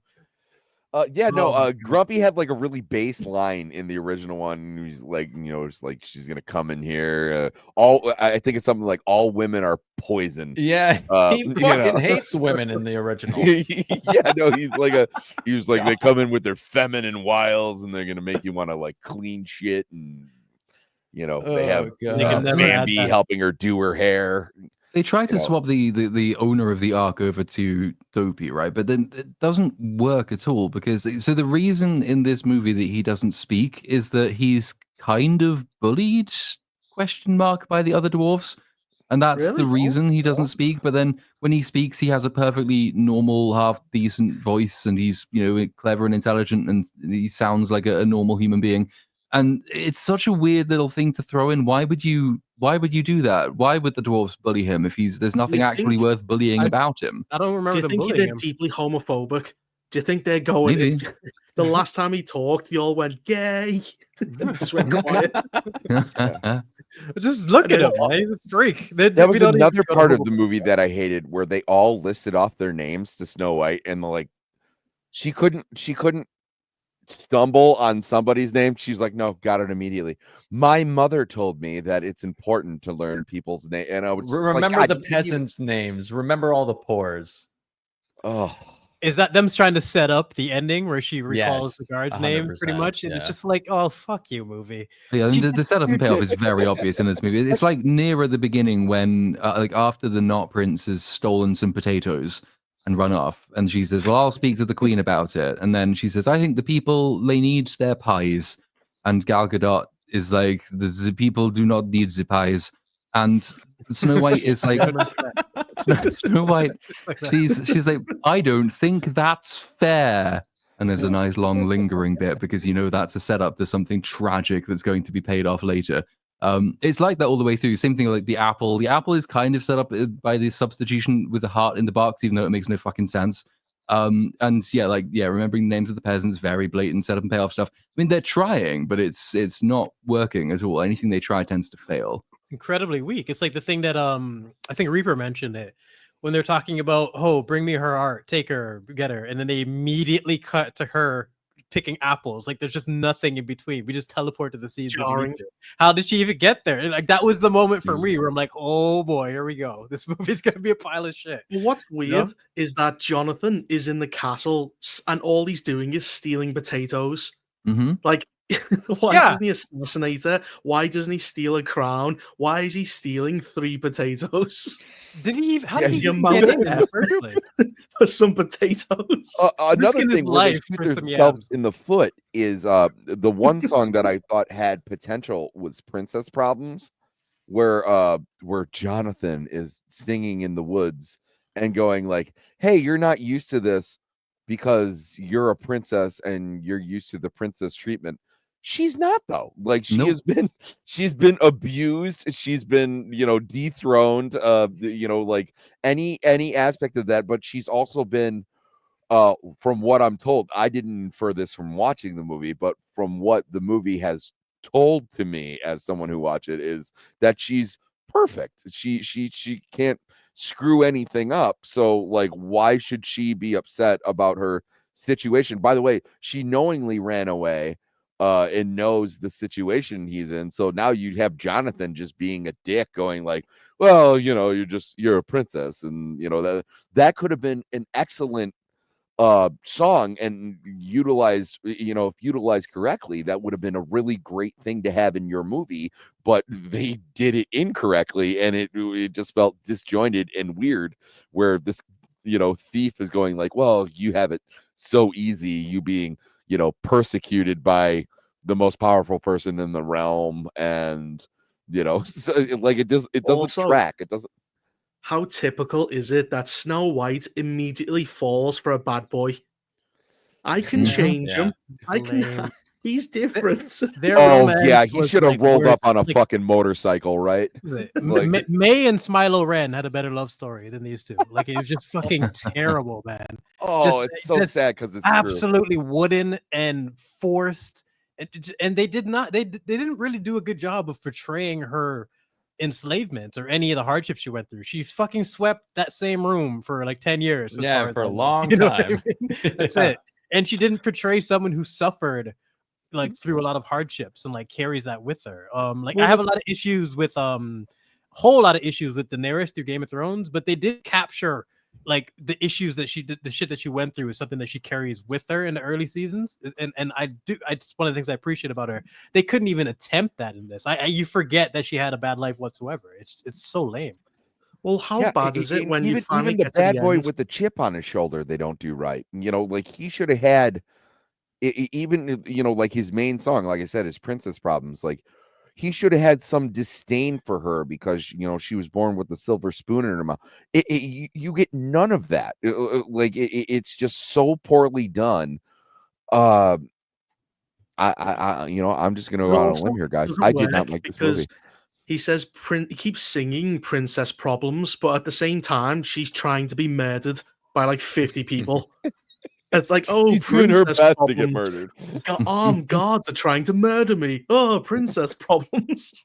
And I mean, that's a pretty legitimate problem to be afraid of.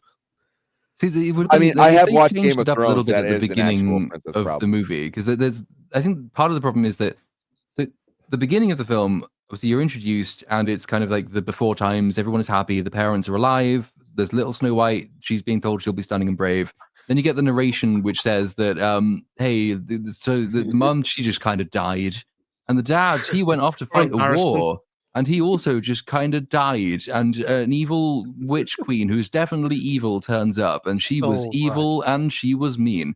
But because you kind of skip the stage where she is actually being mean to Snow White, and then you only pick up once she's been reduced in station, you don't get the opportunity of a scene where, for instance, the not prince comes in and meets her as a princess, and like in the early days of the Queen's rule, then he can say to her at that moment when she says, oh, the princess thinks of nothing but how to help her people, which is a line she has in the movie. That's when you have like a song like Princess Problems, because that would actually be relevant to the context in which she finds herself. But that would have made way too much sense, so we can't be doing that. Absolutely. Yeah. Like, it was so disjointed that I don't, and I was like, oh, that's a shame because there's potential there, like where you actually could have had a meaningful scene or a meaningful song, something that like, oh, that's the one where the thief is telling the princess what's what. Like, that would have resonated with people had you done it correctly. When they can't even notice, when they don't even notice the potential in their own story, ignoring setups that could potentially be fruitful. That's the sign of like shit writers for me. Like, this wasn't even that difficult. Like, a lot of these things we're talking about, subtle improvement. Here's a note I just found. All the dwarves seem to be different iterations of Josh Gad. Who? They found out what Is he acceptable, the like, fat guy before. with glasses? Huh? Who? Josh Gad. Who is Josh, that? is he? I actually is don't he know who with that is glasses and either. he's So fat? he's the he Oh, it plays is the fat guy annoying with glasses. snowman. Well, I am. You're right. What's The he fat been guy, in? yeah. He's the I fat knew guy it. with glasses. He's It's the just- fact. I know this guy. That's it. Yeah, he was the original chubby friend in Book of Mormon. He also Oh. plays the annoying snowman in Frozen. So, like, he is what everybody has determined is like acceptable buffoonery these days, and like every single dwarf seemed to be like an iteration of Josh Gad. I could see that. Yeah, slap a beard on him and make his hair white and like change the texture slightly of his face. I can definitely see that. Yeah, you're probably right. But like you're right in the sense as well that because they're all iterations, because there's nothing essentially that separates most of them. It was one of the things that like Walt Disney made like the biggest change to when he was adapting the fairy tale, because in the fairy tale the dwarves, I don't think they're even named. They don't have distinct characters. They are a group identity. And Walt Disney, brilliantly saw the potential for these really unique set of characters. He gives them all their names and their personalities, because the fairy tale takes you about 10 minutes to read. So a huge amount of the 1937 movie is padding, basically, but brilliant padding, the best kind of padding. By adding characters, by adding storylines and subplots and arcs and things like that. This movie has almost gone backwards because the dwarves have become much more of a group again. You've got, I don't even remember which one is the one who likes quoting or paraphrasing Karl Marx, and he's the doctor, kind of.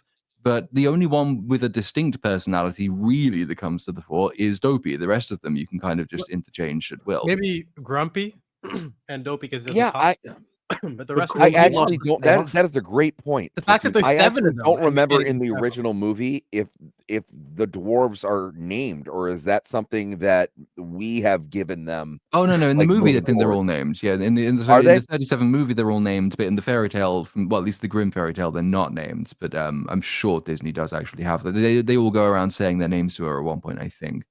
Doesn't the Grimm fairy tale end badly? Yeah, well, it usually ends do badly for the queen. It doesn't end badly for Snow White. So Snow White, she goes off, like she meets the prince wakes her up. He gives her a kiss and dislodges the bit of the poison apple that's stuck in her throat, and then she goes off to live with him in his kingdom because she doesn't have political aspirations. She doesn't want to rule her kingdom. How far does his tongue go? Is like quite far, yeah. It's like a hentai tongue. It just goes all the way in. Better than the pussy ass kiss he gave her in the movie. Holy hell. When he kissed her right on the chin. He almost missed. Like he's just so hesitant. With no consent, by the way. No consent. Throating a girl that's unconscious. He's just going. The bad ending though comes for the queen. The bad ending for the queen, because she's so obsessed with Snow White's beauty that she kind of sacrifices even her own position of rulership of her kingdom to go to the other kingdom to try and knock off Snow White again, and she's caught, and she's made, I think she's given like shoes of burning hot iron, and she's made basically to dance until she dies. But the lesson is supposed to be that your jealousy and your envy is what makes you ugly, and it will come to an ugly end, which this film kind of misses the point of as well. That was sustained through the 37 movie, because of course the transformation is the thing that seals the deal. She transforms into the old hag, and she will never transform back again. Like jealousy is the thing that leads her to the top of the cliff and leads to her death. Whereas in this movie, she transforms, she seems to win, she transforms back into Gal Gadot, who is already more attractive than Rachel Zegler. So you can't then have the lesson that your jealousy of someone's beauty is what wins, because it was never about that. And then the mirror plays its fucking word games and says, well, it's not about beauty anyway, it's about being a communist. So fuck it. If it's inner beauty, it's actually the hottest. Why would she even care? Like, it's so fucking stupid. Yeah, it'd be that funny whole if she thing just breaks the whole fucking plot. It would be funny if she went, "Yeah, you're the fairest," and she went, "Oh, okay," and that's it. Just ends at the end. Yeah, the whole mirror multiverse and everything. If she just chilled the fuck out, like you're still hot. Notice got that her phone up. the Like, guys, queen I'm did trending not, as the fairest. Did anyone notice that the queen did not give a fuck or even like care about the fact that Snow White was still alive at the end of the movie after she thought she killed her? That's because Gal Gadot can't act. That's all that was, right? I thought it was a perfect combination. Acting. They should have. They couldn't even have her acknowledge that whatsoever. You set the poison apple down his chick's throat, and somehow she just rolls back up. You don't even have a question. Like, it's why didn't she just club Snow White to death? Why did she hit the mirror? She's right in front of her. She could have just bashed her skull. She has a dagger. Choke slammer. She's fucking tiny, man. How can no fought in the military? It's just a brutal murder. At the end of the movie, you just got her clubbing Snow White to death. That would have been fun to watch. By the way, that would have made this the greatest movie of all time. It's right, because like she has this dagger beforehand, and the dagger is made of diamond, isn't it, or something like that? He goes to try and stab Snow White, but then like the movie movie's midget. only actual dwarf comes in. He's like, I am the dwarf with the crossbow. Yay! Oh, I wrote it down. I And wrote he it down. shoots Hold it, on. and then it lands on the floor and it breaks. It's like, what? I don't even know what you're trying to say with this movie. What diamonds don't do that. What is the message you're trying to impart? I really acknowledge what Right an here. incredible shot that Master was. of the Like, oh, you crossbow, nailed that. followed by "Are you fucking serious?" But that's the thing. She says her whole speech is diamond is hard and it's unchanging and it's beautiful. Immediately changes breaks immediately. one hit. Instantly. Yeah, It's so- but what type of arrow was that? By the way, that it was like Adamantium. I've They shot get things into with that crossbow. position with the Hobbit guards arrow. there, and how did this Never guy has land there- the most fluky magic shot of all time to be able to get Yeah, over never her has there been shoulder? some sort of alchemy where I've shot something where the crossbow and the arrow has changed the chemical complexion of like what I hit. Nothing, no one, crickets. All right, cool. Sorry, I was listening. No, but what's funny is that when Snow White tries to do the big peasant revolt, the communist revolution, it goes like, oh, look how bad the town is. And the only difference is that the color slider has been toned down. Yeah, It doesn't look that's Zack Snyder um, style. It's not on burning. Sorry. it's the only real way that they convey this change in the world. So the movie's invited all of this on itself because it's made the kingdom and the people and the geopolitics, even because there are other kingdoms at war with them. It's made it part of its world building.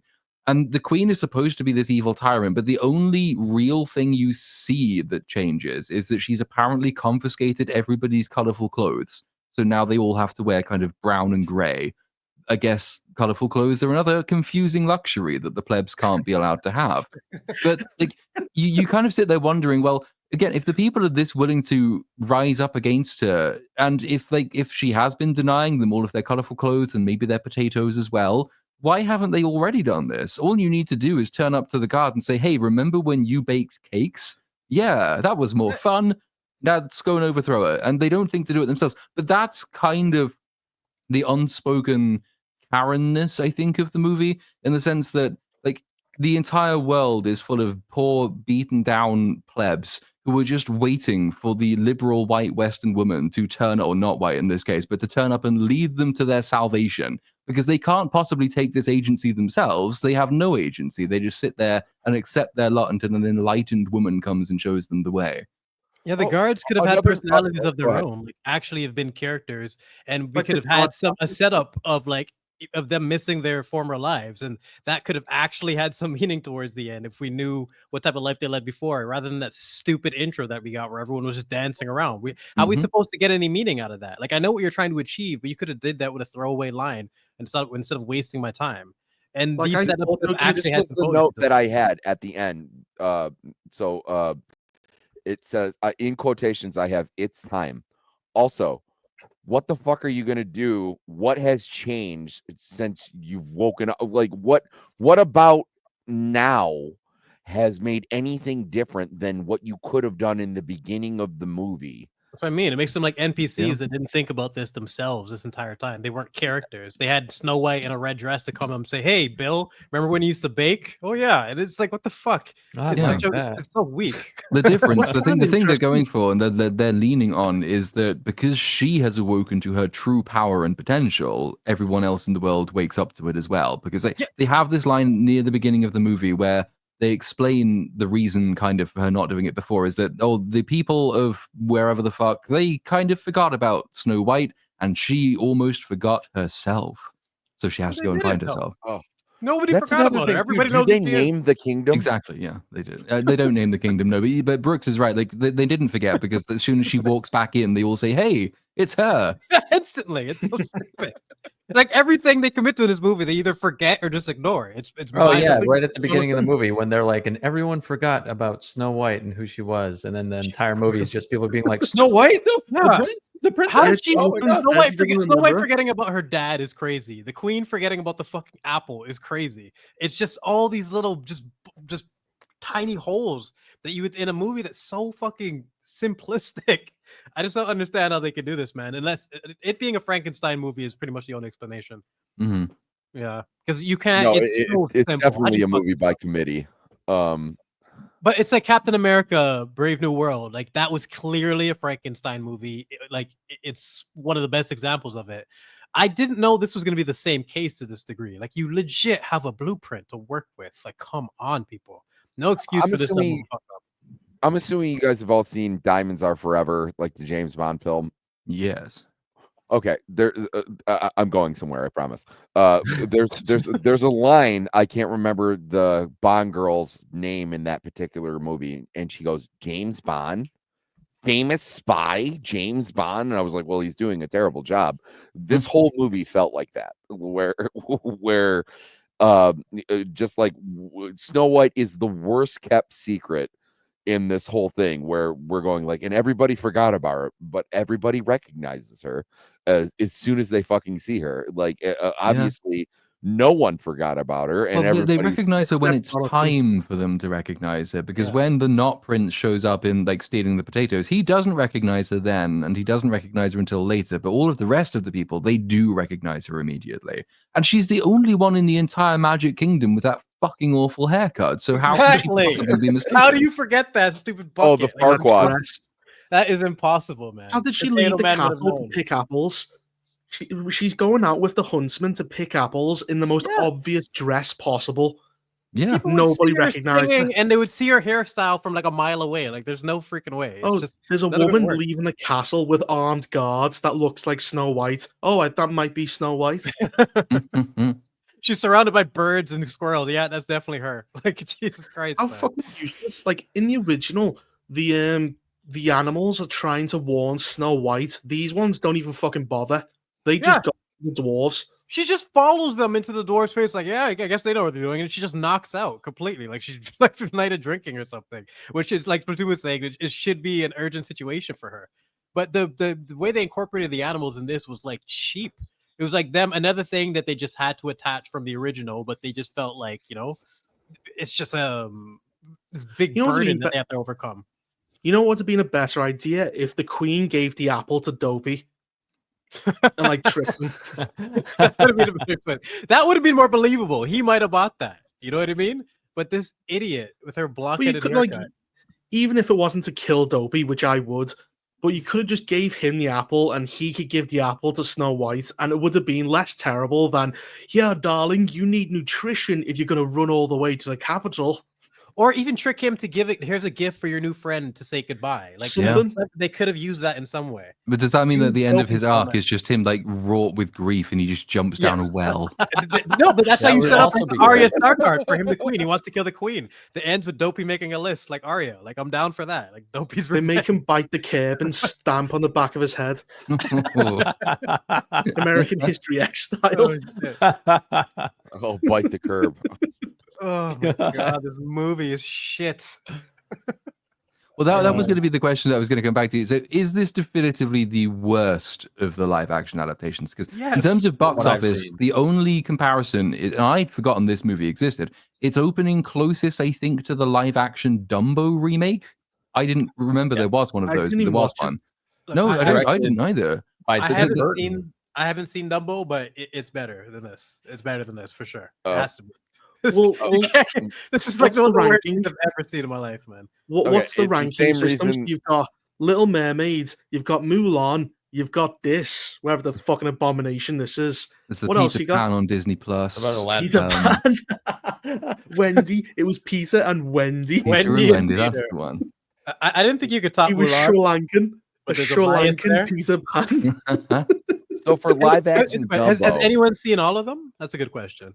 I've seen Wendy, Mulan, this Little Mermaid. I haven't seen Dumbo. That's the only one.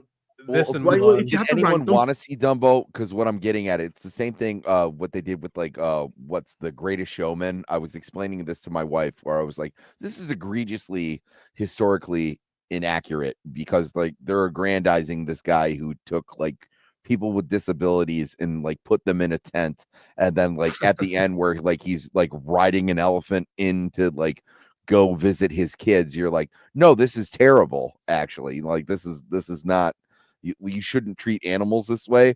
Why you would want to make Dumbo, which is basically about a mistreated animal look more realistic is a terrible, terrible choice. But if you had to rank like- them, if you had to rank the 4 movies, Peter Pan, Little Mermaids, Snow White, and Mulan. Oh, I forgot about Peter Pan. Holy shit. Yeah, That was fucking terrible. So it was really bad. out of the 4, which do you think's the worst? Snow White. Written or entertainment? Actual written. It's a little more complicated that way. See, I've not seen Mulan, and I have heard It's lots of terrible things about You it. haven't seen pretty Mulan? No, It's awful. Are you fucking serious? Wow, I'm Not actually good. shocked by that. Yeah, you They do should what they always for- do.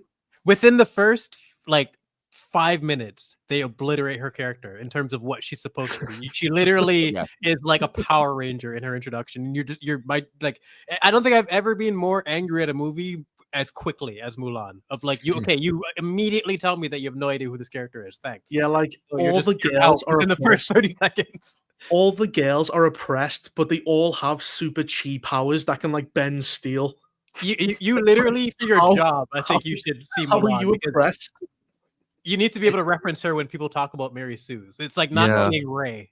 I mean, I I've still seen a couple of Peter Pan is videos on better. it, but I've not seen it itself. I mean, it does take, it gets that unique thing that it has is that it was the one, didn't they film it next door to the concentration camp and then thank Yes. the concentration camp commander, Yeah. which is, you know, Yeah. not great. And one of the best parts of the original movie, Eddie Murphy's Mushu, literally cut out of the movie and they replace it with some stupid phoenix that's flying around for no fucking reason. And she just looks at it and smiles. And it's so infuriating. I hate What? Mulan more than this movie. I despise But it. in Peter but Pan, I was you just have a bored. little black Tinkerbell. Oh, yeah, I said I think Peter Pan is the most egregious because, then, like, you know what's what they funny? did to Wendy Darling. No, It's what the they did to it's Captain the same Hook. problem here, where you have the Lost Boys, correct? Well, when you made the Lost Boys, and they even bring it up in the film where we're like, we're not all boys, and it was like, well, you're missing the point. The whole thing is Wendy is a mother figure who teaches people that it's okay to grow up. The It's only thing okay they to- heard is that it was all boys, so that's a bad thing. That's so yeah, absolutely. It's so surface level that I think that one is the most egregious. Where I was But just the like, thing oh, is, though- you misunderstood the assignment entirely. Do you remember Captain Hook? What they did to them? They basically said, Captain Hook said, Peter Pan took me from my home. Then I wanted to go back. He then cut my fucking hand off and threw me into the ocean. That's another thing too. And he was supposed to be Sometimes a the villain bad can just be a guy. villain. All of these things, like, you don't have the villain doesn't have to have a reason all the time to be a villain. Yes, that's another reason that I hated that movie. It was like they don't need to have some past history. It was like, this is the boy who flies around and makes it hard for you to be a pirate. Is That's- this topping? Is this topping turning Mulan into an anime character? Like I don't know, man. Like she was unstoppable in that movie. I just How funny Yeah, it no, was that sure. ending. What about with the Crouching arrow Tiger, Hidden with the Mulan. Emperor? Remember Jedi, the arrow yeah. with the Emperor? Holy he shit! somehow It's knew it. fucking, even EFAP coverage on Mulan. I would check that if you're not interested in the movie because it was hilarious. The Jet Li. If you want to see an actor not giving a fuck and just showing up for a paycheck, watch Jet Li in Mulan. It's epic. I loved literally Donnie the Yen. climax of the movie, and he looks like he's just falling asleep. No, Oh, but okay. what's funny? They just did a new live action of like the Mufasa, right? That's Would probably Oh you shit! think it would be- I just didn't even count the Lion King and the Mufasa movie as well. Yeah, because I mean, But live Oh, action yeah. it in would have been quotes. more interesting to do it about Scar instead. Like, and I'm not a big advocate of, I heard they made hey, Scar. this is why the villain became the villain. I think they did But I'm that. saying, I like, kinda heard it. Mufasa's only thing is to like die in front of Simba, right? Like, that's his only.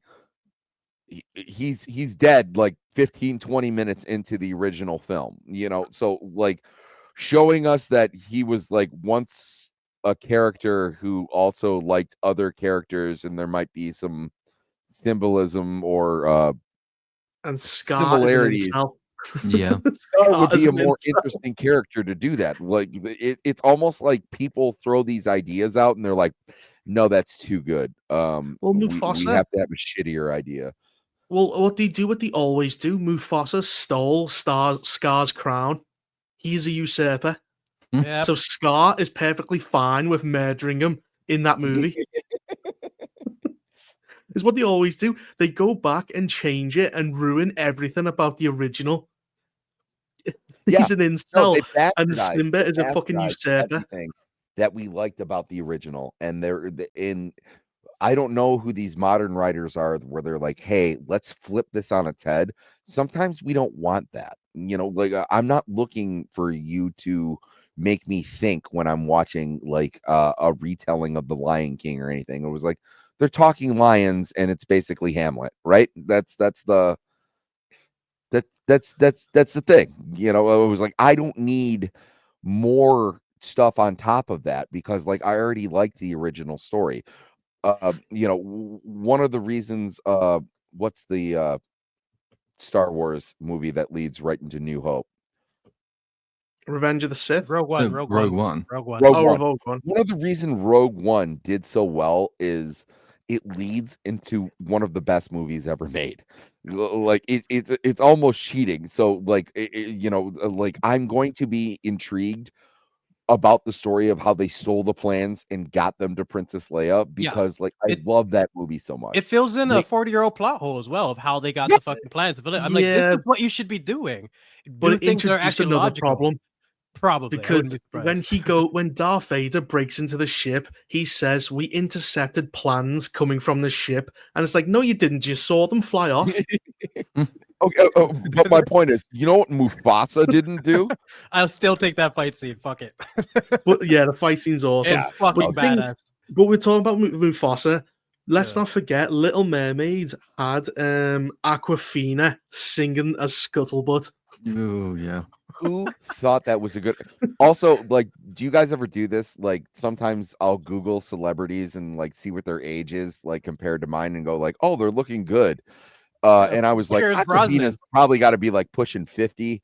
Like, she looks pretty good for that age. And I was like, oh my god, she's a year older than me. She's been living on a diet of Newport cigarettes and AA batteries in order for a female. The black to dude from sound- Ghostbuster. What's that guy's name? Ernie Shavers. What's his name? Oh yeah. That dude. He looks amazing. Him and Pierce Brosnan. Those are the two. Like, maybe we all age like them. Of like, good lord, man, it's still got it. Hairline still intact. He's like 80 or something. Mine was Carl Weathers. Like when they just like showed him when he was doing those commercials, I was like, Carl Weathers looks phenomenal. And then like he died, so like my horse is out of the race. And then he always died. liked him. Yeah, like an Pretty much asshole, best he man. went and died. Yeah, I love Carl. Yeah, Um, R.I.P. You all set, Cynic? Yeah. So sorry, I have bad internet because it's a snowstorm and I function off satellite internet. So it's Oh fuck! Let me. yeah.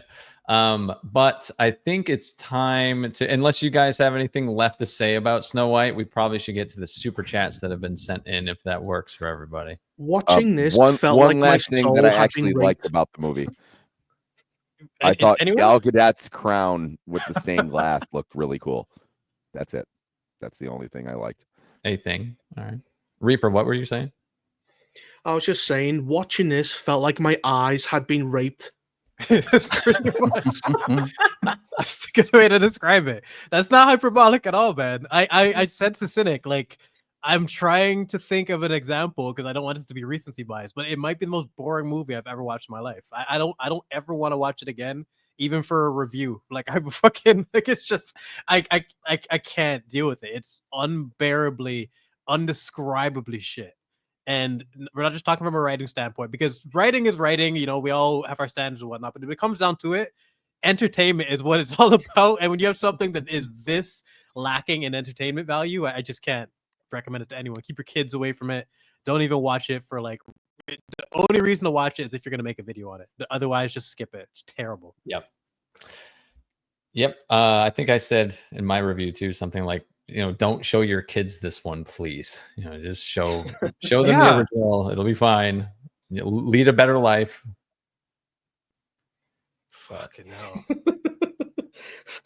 Warning: allergic to kids.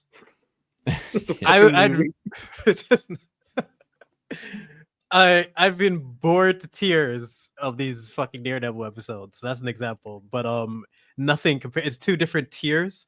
It's boredom based on like what I know the show could be, but at the same time, I still have Charlie Cox acting in front of me. There's still things to look at here and there. There's something. It's not like I don't even. I'd rather look at the floor. I'd rather just look at the floor and be like, yeah, I should sweep that at some point. Just like there's nothing. Just push a sock across the room. Yeah, look at that. Look at that wall. Man. I should get to that. Yeah. It's one of those ones. It truly to be this bored in my own home is shocking. Like it was like I felt trapped. So yeah. Yeah, I agree with Carlos here. Taking your kid to watch this is child abuse. Yeah, I think they'd want to leave. It's too long. It's too boring. There's just nothing. Not even a good message. No, it's not at all. It's a fucking terrible message. But you know what's funny is that they have like a Maria Antoinette, however you say her name, type of like understanding of royalty. Like Snow White's big solution is just let them eat cake. Yeah. Just feed the peasants a bunch of cake and that's it. That makes them happy. Yeah, just give the peasants a few crumbs here and there. They're both evil. That's all you gotta do. They're both evil. She's just slightly less. The Queen goes no sweets. Snow White goes, yeah, 1 or 2 sweets. That's it. Yeah. Yeah. Apple pie. Apple pie will fix the kingdom. Yeah. The Queen says brown clothes. Snow White says white clothes. There's no difference in them. It's it, man. So this is a huge recommendation. I will say that is the worst ending of all of these live actions. Like I said, the stomping the yard at the gay wedding is the worst thing. Because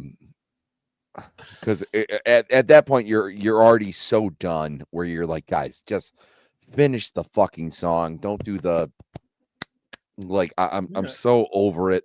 I've had Simpsons musicals that are ringing in my head for decades. Still hum them like just casually out of nowhere. Absolutely. You know what I mean?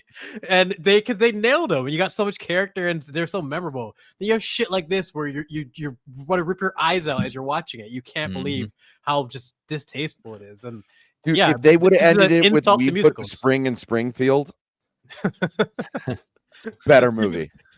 See My Vest with Mr. Burns was a billion times better than anything in this fucking movie. It's terrible. All right, let's pull up the first super chat of the day, which is always, I think, from our friend TGV Monster. He says, hi, everyone. It's so good to see all of you. It's my Friday, not because of the end of the work week, but I have time powers that warp the days. Oh, he's got the time stone. That explains everything. Mm-hmm. Can't you go back and make sure Rachel Zegler was never born? Or just keep her mouth shut before the movie. Yeah. Like, that's it. That's all she had to do. If Peter Dinklage and Rachel Zegler shut their fucking just let her have a dad. You know, who knows what could have happened, man? What would happen if Rachel Zegler had a dad? You know, like well, isn't fatherless she behavior? Part German? Yep. Part German, South America. You know, what's that connection? Yeah. TGV Monster also gifted 1 little Platoon membership. To himself, I bet, the selfish bastard. Or not. Thank you if not. Otherwise, well, fucking no, thank you either way. Our friend Toivo Korhonen for 20 fake monies. Rank these quotes from least cringe to most. Black Girl Magic by Nick Fury. I hope the spiders were worth it, Mom, by Cassandra Webb. And it is literally impossible to be a woman. Mom from Barbie. Yeah. I'm sorry, Madam Web's so funny. Yeah, no, the Madam Web one automatically gets an A because like I like that movie because like it's so bad. I love that movie. Like anytime it's brought up, I start laughing. It's so incredible, man. But for most cringe, come on, Black Girl Magic. Oh, I will throw this in. I don't know if you guys are aware of this. They Picture actually his face when he there said was a comic book where they actually threw in It's Morbin Time. Oh, and nice. And I was it's like, never works when they become self-aware, though. That's always the problem. It's not as funny. I would say the most cringe of those lines is definitely "It's impossible to be a woman" because that was sincere and they thought that was really, really good. Whereas Madam Web, they all knew it was shit and funny and they had a good time. And the other one, Yeah, I think they did. And The then the actresses. Black Someone believed in Black that Girl Magic project. was also intended to be a throwaway kind of off the cuff comedic line. So No, like, that it's was more. sincere. I don't No, believe it's that for a Black Girl second. Magic They is believed absolutely that with all their not heart. sincere. They And believed it's- that with all their heart. No, they didn't. The only one believed with all the heart is absolutely because you can tell because it's a whole massive fucking interminable speech in Barbie when they're telling what they think the truth is. And it's always more cringe when the line is trying to make a point the writers consider to be true that is patently untrue. Well, if the scene justifies it a little bit more, because I haven't seen Barbie, if you're saying that they actually try to make it explicit, then I guess that makes more There is sense. like a whole 10-minute tirade where she goes on about how it's impossible to be a woman Oh, because of God. impossible beauty standards and men are I dicks and took my blah, blah, blah, blah, mother blah, to blah, go blah, see blah, that. blah, blah. Oh, jeez, that's. I will sounds say the most egregious painful. line in that film is the daughter when the dad is like trying to learn Spanish and she's like, Dad, that's cultural appropriation. And you're like, no, dipshit. He's trying to learn a language to like embrace his wife's culture. Yeah. Like that, there's nothing inherently wrong with your dad learning Spanish. Like that was the Hate that term. I just it doesn't. I'm angry work. all over again. No, cultural appropriation, not to go on a rant, but I think it's one of the most. It's complete horseshit. Like, Oh, it's just 100%. doesn't make any sense. Like That's like it's- going to a restaurant that like you know, like you go to a Chinese restaurant and you're like, can I have an egg roll? And they're like, you can't order that. And you're like, it's why? stupid, man. Why Chinese people don't eat that shit? No, they don't. That's the funniest That's part. American, is, baby. like everything we know about Chinese food is like, yeah, the McDonald's of Uh-huh. Chinese food. It was like Yeah. it's like going to Taco Bell and going like, oh, this is Mexican. Yeah, they make that for us, and then go It's eat funny, something completely different. My mom would make an English breakfast all the time, and then she'd make like a West Indian breakfast the next weekend. So to me, it was just breakfast. I'm here to eat. Like I didn't give a fuck. I didn't know an English breakfast was really a thing until I actually came online. I didn't even realize that. Like Yeah, people like make a big deal about it. Platoon just slaps it out of your hand and goes, "That's our How breakfast." dare you? Put those beans. Oh yeah, Put God down the forbid fucking you quote the beans. Godfather in front of my grandfather. He would have Jeez, man. been like, oh, you think all Sicilians are? And we're like, well, it's a cool movie though. He's like, yeah, it's a cool movie, but it was like, he would get upset. A lot of these people. That's another thing that I love. It's the opposite of like cultural appropriation. Like, Yeah. when you actually talk to people from these countries, they're like, yeah, like talk to a Polish person. They're like, I love that someone's trying pierogies. Like I bring up pierogies because I was in a meeting the other day and some guy kept calling them Polish ravioli, and I was about to like bang my head into the desk. And I was like, okay, you're correct. Kind of, but that's not what they're called. Please stop calling them that. If you can represent people's culture correctly and respectively, most people will appreciate it and get a chuckle out of it. They're not going to actually call it a cultural appropriation. It's a myth. It's horseshit. No, it's just another way to complain. Wized sent in, I think, a sticker, but I can't see it, but it's still appreciated. So Carlos, yes. Wized, we'll see. Yes, Carlos. I enjoyed those beans. I didn't know it was weird until everyone made a big deal out of it. Oh, Cynic, do you want to have another Gollum off with some of these? Oh, I fucking God, I don't know, dude. It's too no energy for that. All right, fine. I reviewed Snow White, dude. I had to watch it twice. I don't know. James Busher says the 2 tent poles have failed this year, but little else has been a success either. Mickey 17, Alto K, Novocaine. Has Hollywood fatigue set in by now? Yeah, I think there's an argument to be made. Well, I've seen an argument made that I disagree with, where people say you don't really want what you say. You say you want original movies, and then they put them out, and you don't go see them. And well, first of all, I heard half of these are fucking terrible. Yeah. And second of all, the bigger tentpole movies also have to be good for people to come in and see the smaller films. That's how it fucking works. It's a highlight of people treating media or movies in general as content. You got this content that you asked for. Why aren't you happy? Rather than respecting the art form of storytelling. They're shit. That's why we're not happy. They were all shit movies. Like I just don't get it. Like, yeah, it's strange. It's so strange. Yeah, It's one of the strange most Quality is just like frustrating goes over their things head. was like when I was I every Thursday I'm on Roman of the Empire's channel, and he made us review The Acolyte, and then he promised that he would never. I think the Geneva Convention said he's not allowed to make us if they make a season 2.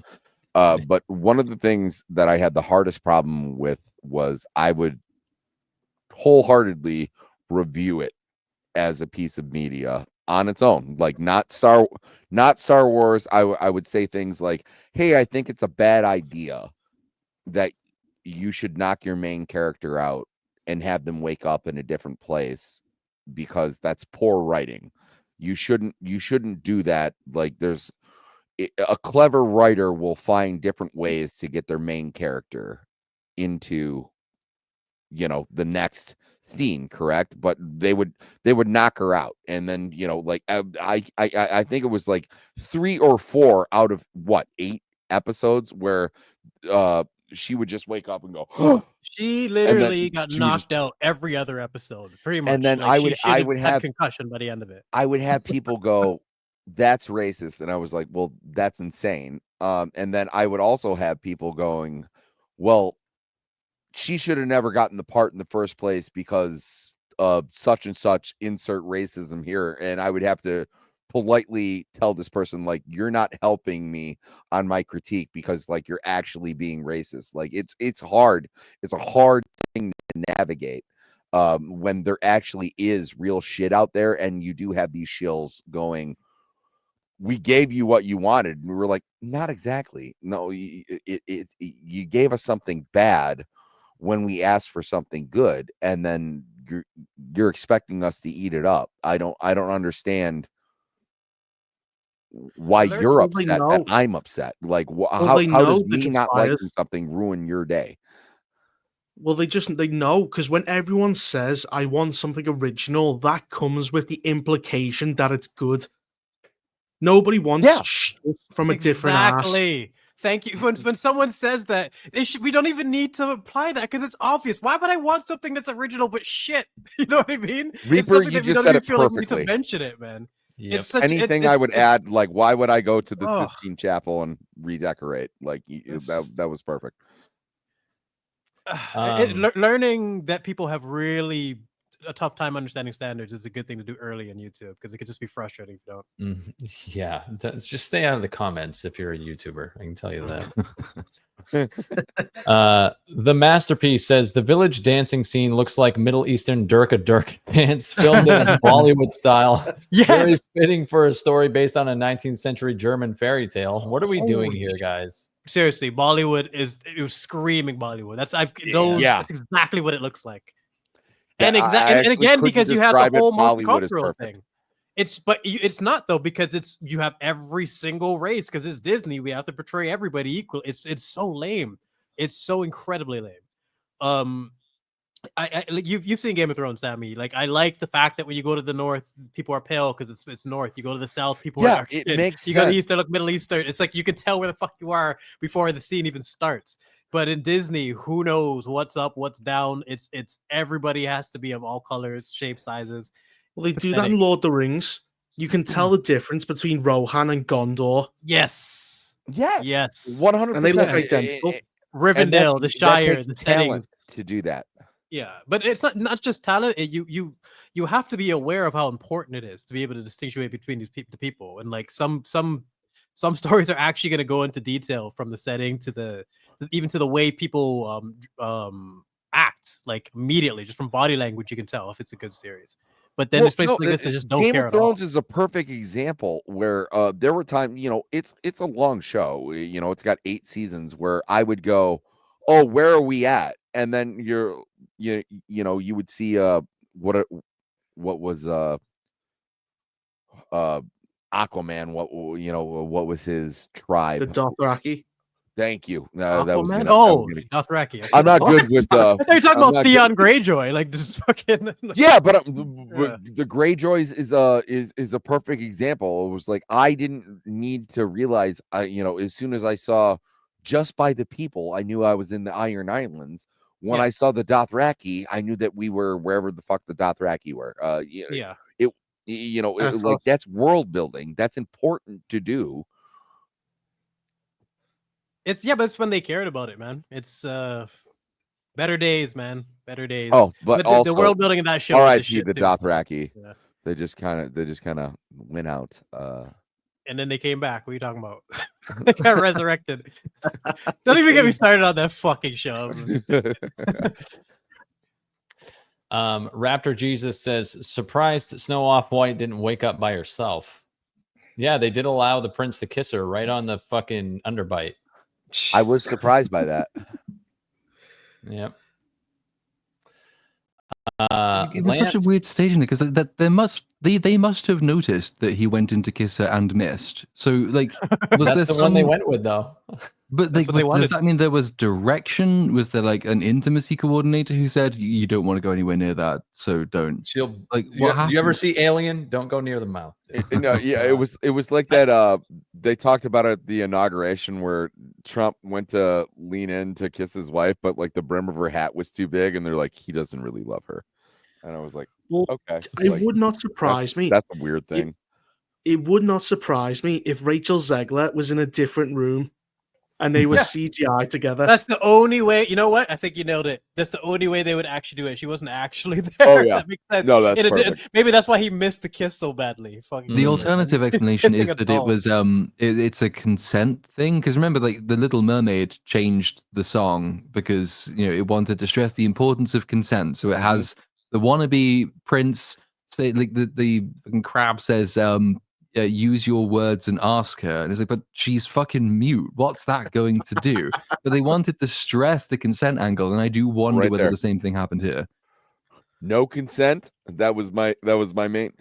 And also, they've lost the importance of what the kiss should have done. So it doesn't even make sense in the movie, where they don't even talk about like true love's kiss or anything like, or if they do, they don't make it feel it's something important that's worthy enough to. It was like, oh no, I just kissed her and she woke up. Yeah, he should have deep throated that. It's terrible.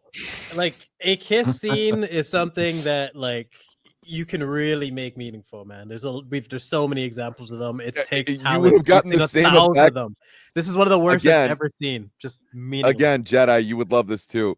Where I keep saying, like, I want to make jokes, but it somehow makes the movie better. If Jonathan walked up to Rachel Zegler and like gave her a titty twister, and that's how she woke up, like, you would have gotten the same effect. Or he tells the other dwarves to turn around and he zips his kecks. He zips his pants down. He just go. Everyone turn Before around. I change my mind. 3 minutes at most. Christ.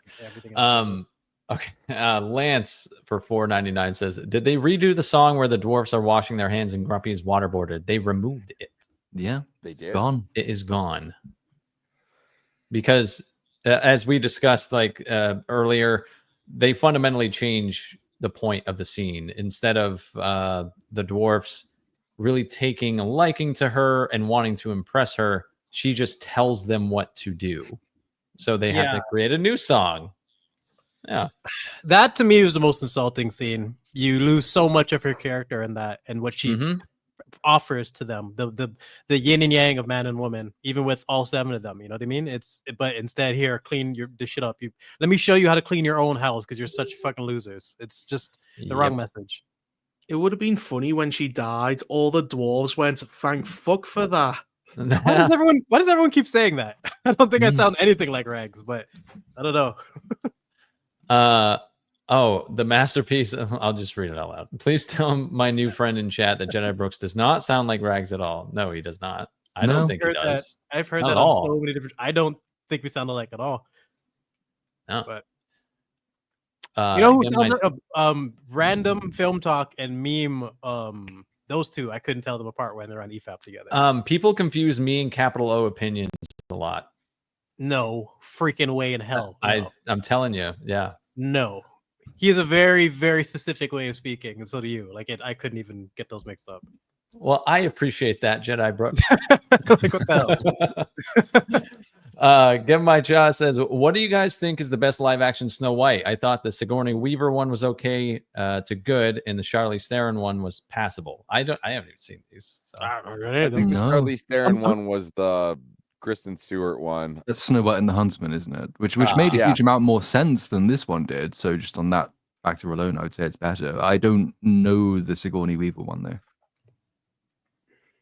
I would say this is the worst one, the one we discussed today. I don't Very need fair. to see the other ones. So, the Masterpiece again says they need an 8th dwarf called Shavy. He deal with Zegler's back hair. Oh, gross. Jeez. I did see that floating around there on Twitter. She is quite furry. It's just a rough one.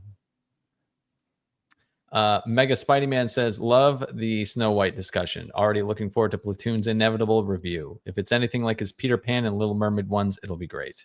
I'm sure it will be as well. Yeah, hopefully. Yeah. Second channel one first, and then it's not going to be. It probably won't be I keep saying this, and it always goes wrong. It probably won't be a really long one. Probably. No way. Hopefully. Because the last time when we were on, I said, the Captain America one, that's not going to be really long. That's only like 2 hours. And it's not. It's 4 hours. So Jesus. fuck it. This is the thing with this, the creative aspect. It's as long as it needs to be. You can't plan Yeah. this shit. Yeah. Like Yeah. my videos aren't as long as yours, but I specifically remember wanting to make like a 9-10 minute Boba Fett video. Let's just go. And it ended up being like 35 minutes. So like, and it's just, it is what it is. Like your pen or your keyboard takes you where it's going to take you. Oh no, I have a perfect example. I started out, I thought my notes would be on this. I ended up taking 1, 2 things we didn't even cover. 3, 4, 5, 6, Yep. 7. That's what happens. 8. That's how it goes. Well, they present themselves. The problems present themselves. Oh yeah, I this wasn't was so planning on that. easy to break down. It's so easy to just mock into oblivion too. Mensch for $10 says questions for the panel later in the video, like here right now. Yeah. Zulu or Lawrence of Arabia, Gunga Din or Temple of Doom, Master and Commander or Gladiator. I'll take Lawrence of Arabia over the soundtrack alone. I don't Temple like of Temple of Doom. Doom. I don't like Temple of Doom. So Yeah, I like it better than Gunga Din. It's still like an Indiana Jones movie. It's still fun. I'll take Master and Commander over Gladiator. I'll to be take honest. Gladiator because I figured that would be the most contentious one, and I'm kind of inclined toward Master and Commander. I think it's the nautical thing. Master and Commander is one of my picks for one of the most underrated movies of all time. I Gladiator. 100% agree. It came out at Return of the King, fucked it up. It's like one of those. It's such a. I love Return of the King, but damn it, I wish Master and Commander came out like a year later or anything like that because it deserved its press. It would have been best picture of the new year, the year after. Best. So picture. I didn't read any of Tolkien before like I saw Return of the King, and I remember like watching that movie with my friend who had very much into Tolkien. I was like, so did they just like do all this to die on a boat? And he's like, no, that's not what happened. I was like, because it kind of looks like they just went on a boat and it sinks. Is that when they're going to the Grey Havens? Yeah, but like, I don't think a boat means to sink. I don't think Elrond. That's not what I got from that scene. Yeah, they're dead. Bye. That's definitely not what I got from that. I got it. That's what it looks like. That's all. The one thing that Zulu has over Lawrence of Arabia is the "do not fire until you see the whites of their eyes" line, which it's really good. But like, I always wish that like in the rugby, I don't actually know if you will know this because Americans don't play real sports, but in rugby the New Zealand All Blacks have this thing called the haka, and they do it at the beginning of every match. Wait, they're called the All Blacks? Yeah. The All Blacks is New Zealand. But they do the haka, and the haka is like it's this Maori war dance where if you translate it, they're basically threatening to decapitate and cut the testicles off of their opponents. And we're allowed, like, everyone's kind of obliged to stand there and just watch them do it. And I always thought it would be amazing if the English sort of lined up in the lines like from Zulu and just advanced toward them slowly, like taking turns to shoot. That would be good. That's like we can honor each other's culture in like a really appropriate way. They just did that at that what where the lady like tore the thing in half and they all started. Yeah, no, that Oh, that's in the that New Zealand track. Parliament. That was the really cringe version, though. The rugby version is better. Oh, the No, woman. I understand, but yes, if you did the like English version, like, would people be okay with it? Great No, question. absolutely English- fucking not. They were incredibly violent people. And that song is a nice little cultural artifact of an incredibly violent time. It would be funny if the English actually had muskets and just started shooting them, just mow them down. I'm still swayed about the hold your fire till you see the whites of their eyes, because like I do love that, but I'm still gonna go with Lawrence of Arabia. I think overall, yeah, Lawrence of Arabia. I mean, just the sheer scale of the thing is impressive. The scale and like I said, the soundtrack is so epic. It's one of those things. That's one of the reasons that I don't like the Superman trailer at all. And it was like, who the fuck do you think you are to put John Williams on electric guitar? And it was like, I want oboes. I want a full orchestration of John Williams. You don't get to just play that on guitar and go, like this. Like it's insulting to my intelligence. Mm-hmm. Yeah, that Superman marketing is just falling on its face, man. Oh my god. Yeah, it is. TGV Monster says Snow White has the Resident Evil 5 piss filter, which is ironic because the queen turns into the mold at the end. Oh shit! There's so many jokes you can make with that, man. I Yep. don't know what they were thinking. Mensch again says, have you ever watched My Fair Lady from 1964 Platoon? Rex Harrison's Henry Higgins is a misanthrope who more speaks his lines than signs them. You might like it. I have a feeling I might have seen it when I was very small, but I couldn't honestly name a scene, so not de facto no. Funny side filter, Rex Harrison's performance, that's where Seth MacFarlane based Stewie's voice. Huh. John the Man Good. So now that gaming is dying, how would you guys fix gaming, make it better, and make sure this type of bullshit doesn't happen again? This panel is bae.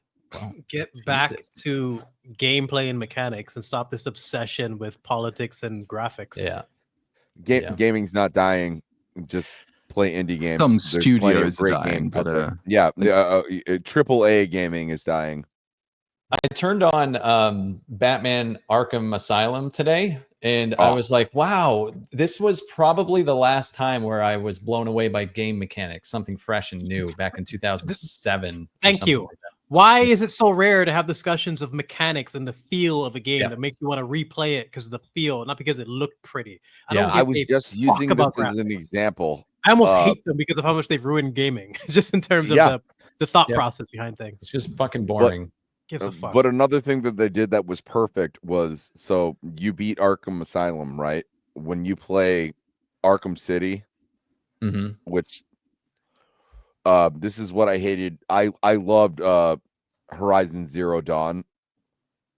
I hated Into the Forbidden West because like I don't want to learn how to make electric arrows again. I did that. So like all the stuff that I had in the previous game transferred over into the next game, and I got to unlock new gadgets and things like that. So everything you had at your disposal in the first game, you now have. Now you can unlock new things. That is something that is brilliant, and so many games that have sequels. God of War Ragnarok did it, where you have these new things now. Let's incorporate, instead of relying on unlocking. I fucking hate that. I used to hate that when they would just be stripped of everything that they originally had, so you have to get it back. Oh my god, it's so stupid, frustrating, man. Yeah. Well, and I was gonna say, just to add to the graphics thing, think of throughout your entire life all the games you've played and which ones you've really been addicted to, like taking it to that next level. Which of that was because of the graphics versus gameplay? Have you ever been addicted to a game because of its graphics? It just never happened. It's just not. Man, I play my Switch all the time. I don't care about graphics at all. The only time I was addicted to the game, or not the gameplay, but more of like the mise en scène of it, was Cuphead. I was like, I like the aesthetic, being like a 1930s cartoon character in this like shoot 'em up style game. This is But something the that I've never gameplay seen still before. has to be given enough replay value. You're not The just gonna go gameplay is amazing. Yeah, that's the key. Well, it's original. Mhm. Yep. Jonathan Halo Rings says, pretty sure the best one is Cinderella. I haven't seen it in a while, but I remember it being just fine. Reaper, say something out of pocket. I think he does every show. Fucking a monkey, just dance monkey. Like, Dance monkey. I think Cinderella was the best one as well. I didn't watch it because I'm not a homosexual. There you go. Okay, there you go. Feeling a little called out, but I didn't watch it, and I am. That's even that makes feel you look vindicated now. so Thank much you. worse for watching it. Type Cero or Type Chero. Rogue One was cool until a blind Jedi walks the field. I'm one with the Force. The Force is with me. I'm one with the Force. The Force is with me. Force It's is like, with me. what are you doing, dude? Get in the back. Take cover. He knows what he's doing. He's being one with the Force. Isn't like the only Star Wars thing we have now Mandalorian and Grogu? Ugh. Fucked. Yeah, well, that's the only Star Wars movie, but Ahsoka is still getting a season 2. Andor is getting a Why? season 2, and it's the only one I'm kind of hopeful for. But Oh, I don't yeah. want to be hopeful because it's a bad idea. Star you know Wars what they're is gonna my do? favorite property. Just They're- leave it alone for a little They're gonna while. ruin Andor by Ahsokaizing it and adding Anakin and all sorts of other fucking shit that wasn't in the first season because people didn't watch it. And then they're gonna just screw it up. Like more people will watch season 2, but then it's not gonna be fucking good like season 1 was. That moment in Obi-Wan, where I saw Obi-Wan Kenobi get outsmarted by a fucking fence. I will. Oh my god. That's yeah. No, one of my Kenobi favorite is scenes ever. Kenobi is like it's between TLJ and Kenobi, I Kenobi. think did the most damage. Yeah. When I he think had those two. Leia, when he put Leia under his coat and Holy tried to walk out shit. the building. 4 That legs, was- bro. Oh, 4 there's so many moments, and that, like as well, like When first Leia confrontation with Darth Vader. Darth Vader walks out of the darkness, and Obi-Wan just runs away, and then he does it twice again. It's just keep running. It's so fucking humiliating. And the way they cut it, it's like a camera cut. Like, why would you film it like that?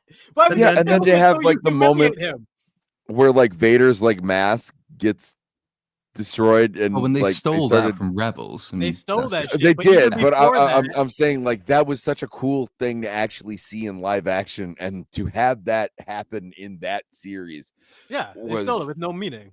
But It, even it worse was than that, insulting. What are the worst things before they that- did in the entire series there? Like in terms of to pick one line, having Vader chase him across the fucking galaxy to come up to him and say, "Have you come to destroy me?" When you were fucking following him, it's impossibly stupid. It's like, how did you not catch that on set? Like you could ADR if he's wearing a mask, you could ADR anything you want. It's And it's just just I like- can't believe I can't believe there's 2 scenes where a tiny Leia outruns a bunch of adults. that Oh that no! that is if you know it's funny. She does it twice. She does it at the beginning, and then she runs away from Kenobi and gets on the roof somehow. I've listened to EFAP pretty much since the beginning, and one of the angriest I've ever heard Mahler was that scene with Leia, because it's that moment that you realize that this is a complete joke of a show, and you're embarrassing Obi-Wan's character. It was so fucking pathetic, man.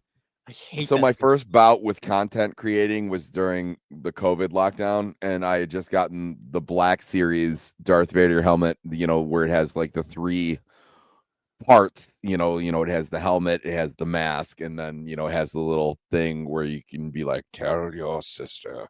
And what I decided to do was I wanted to make a Darth Vader blog. I don't even know if this is still online or if you can find it, but like what I was doing is like basically having like Darth Vader make a blog where he was like, yeah, I have kids, they don't talk to me, and like it was like just making him like this real like depressed dad. And I don't know, I might give those a rewatch if I can find them, because like Did you forget it about cracked me Reva? up. But I was Remember also Reva? losing She my got mind Oh with god! all the Reva. shitty Star Wars content that was coming out, and I was locked inside my house, and I was like, I'll make my own Star Wars content. Yeah, I don't know why I brought that up. Sorry. Reva gets stabbed twice by Anakin. Once when she's a child, and once Yeah, when dude. she's an adult. Do lightsaber stabbings mean anything anymore? That was the No, mad no, thing no. about Acolyte when she got stabbed by a tiny knife and died. Yeah, somebody actual stab wounds kill people again. It's like, when did that happen? And it wasn't even a Sabine lightsaber. completely ruined lightsabers for me. The fact that she literally just slept it off and she was cool the next day. So, like, you're right. When that girl died in the Acolyte, I was like, oh shit. Like, what the fuck? Well, you had Lightsabers actually still work. you had the Inquisitor surviving it. You had Reva survive it twice. You had the man. What's it, the Ahsoka one? Well, Sabine his ran his excuse was he had 2 stomachs, right? Which is fucking What was everyone retarded. else's? It is but I'm saying you stab someone in the stomach, they fucking die. You get melted. I don't care if it's 2 I of was them. gonna say, it doesn't matter how many of Yeah, you that's what I'm saying. have. It's so fucking stupid, man. But You could have 2 Sabine hearts. one, If you get stabbed in one, you're gonna die, right? at least they that's put in a justification for stupid people who won't think about it when it's literally still makes no sense. The Sabine, they didn't even bother. She slept it off. She took a nap. Who's that guy? Who's that guy who does the deep fakes and he pretends to be Qui-Gon and he goes and he keeps hilarious. and he keeps going. Don't worry, she's not dead. Fucking nobody dies in this but me. They've ruined Qui-Gon Jinn's legacy, man. It's 100%. That ending to Kenobi where he goes, "Oh, hello, come on. Obi-Wan." Come along now. There's many to go yet. Does not. You're waiting for him every episode to show up, and he doesn't. Like fucking the prep talk that he needs, and then he shows up at the end. It's when he doesn't need him is when he shows up. Oh, God. I don't know how to pronounce this one. Ted Phoenician. Is that right? Yeah, sounds right. All right. The opposite of cultural appropriation is cultural appropriation. It's a neutral term in anthropology that Identitarians keep abusing. Thank you.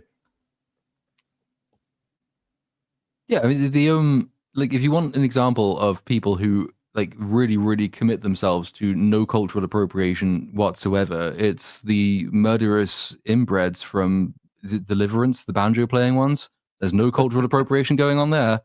Hills Have Eyes, that's another one. Not much cultural appropriation going on there. It just tends to produce inbred retards. So cultural appropriation is a really good idea. I always like as someone who's Irish, reminding people of cultural appropriation. So it was like, hey, it's Halloween. I don't want to see any of you little fuckers trick or treating, unless you got freckles, or you sure as shit should be drinking on St. Patrick's Day.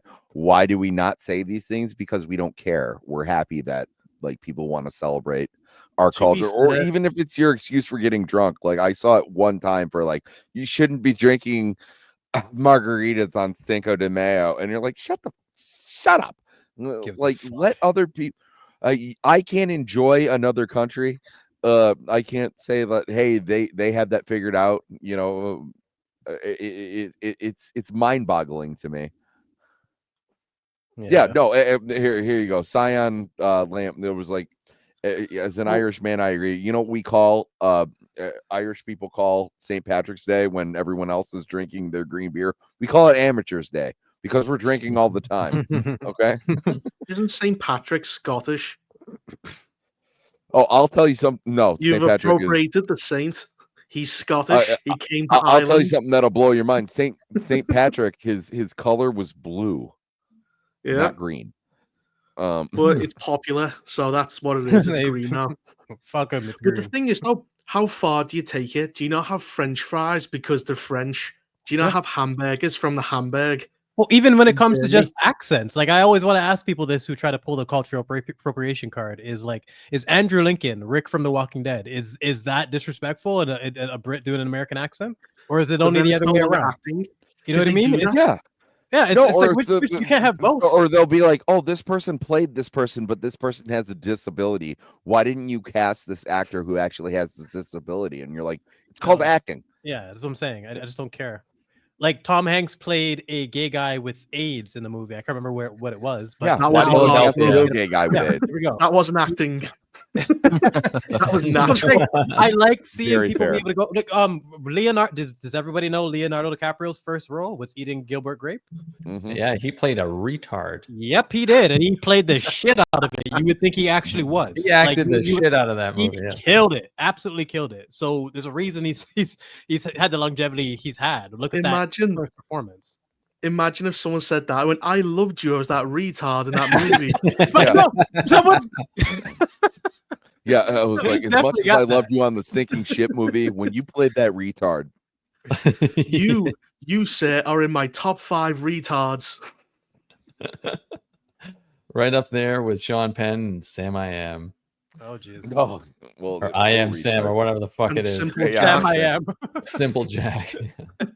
Simple Jack. Sam I Am. Common People says, Sammy, sing Someday My Prince Will Come as Gollum. I don't know. Someday my prince will come, and so like, Damn.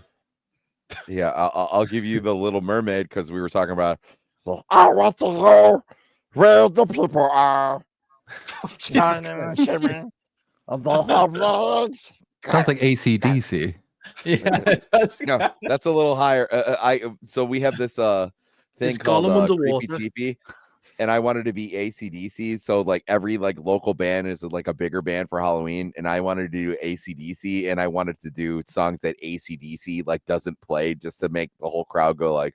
So I'd be like, pour some sugar on me, and they're like, that's not an AC/DC song. I'm a cowboy. Mm.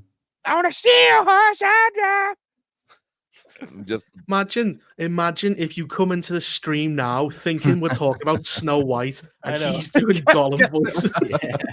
sorry.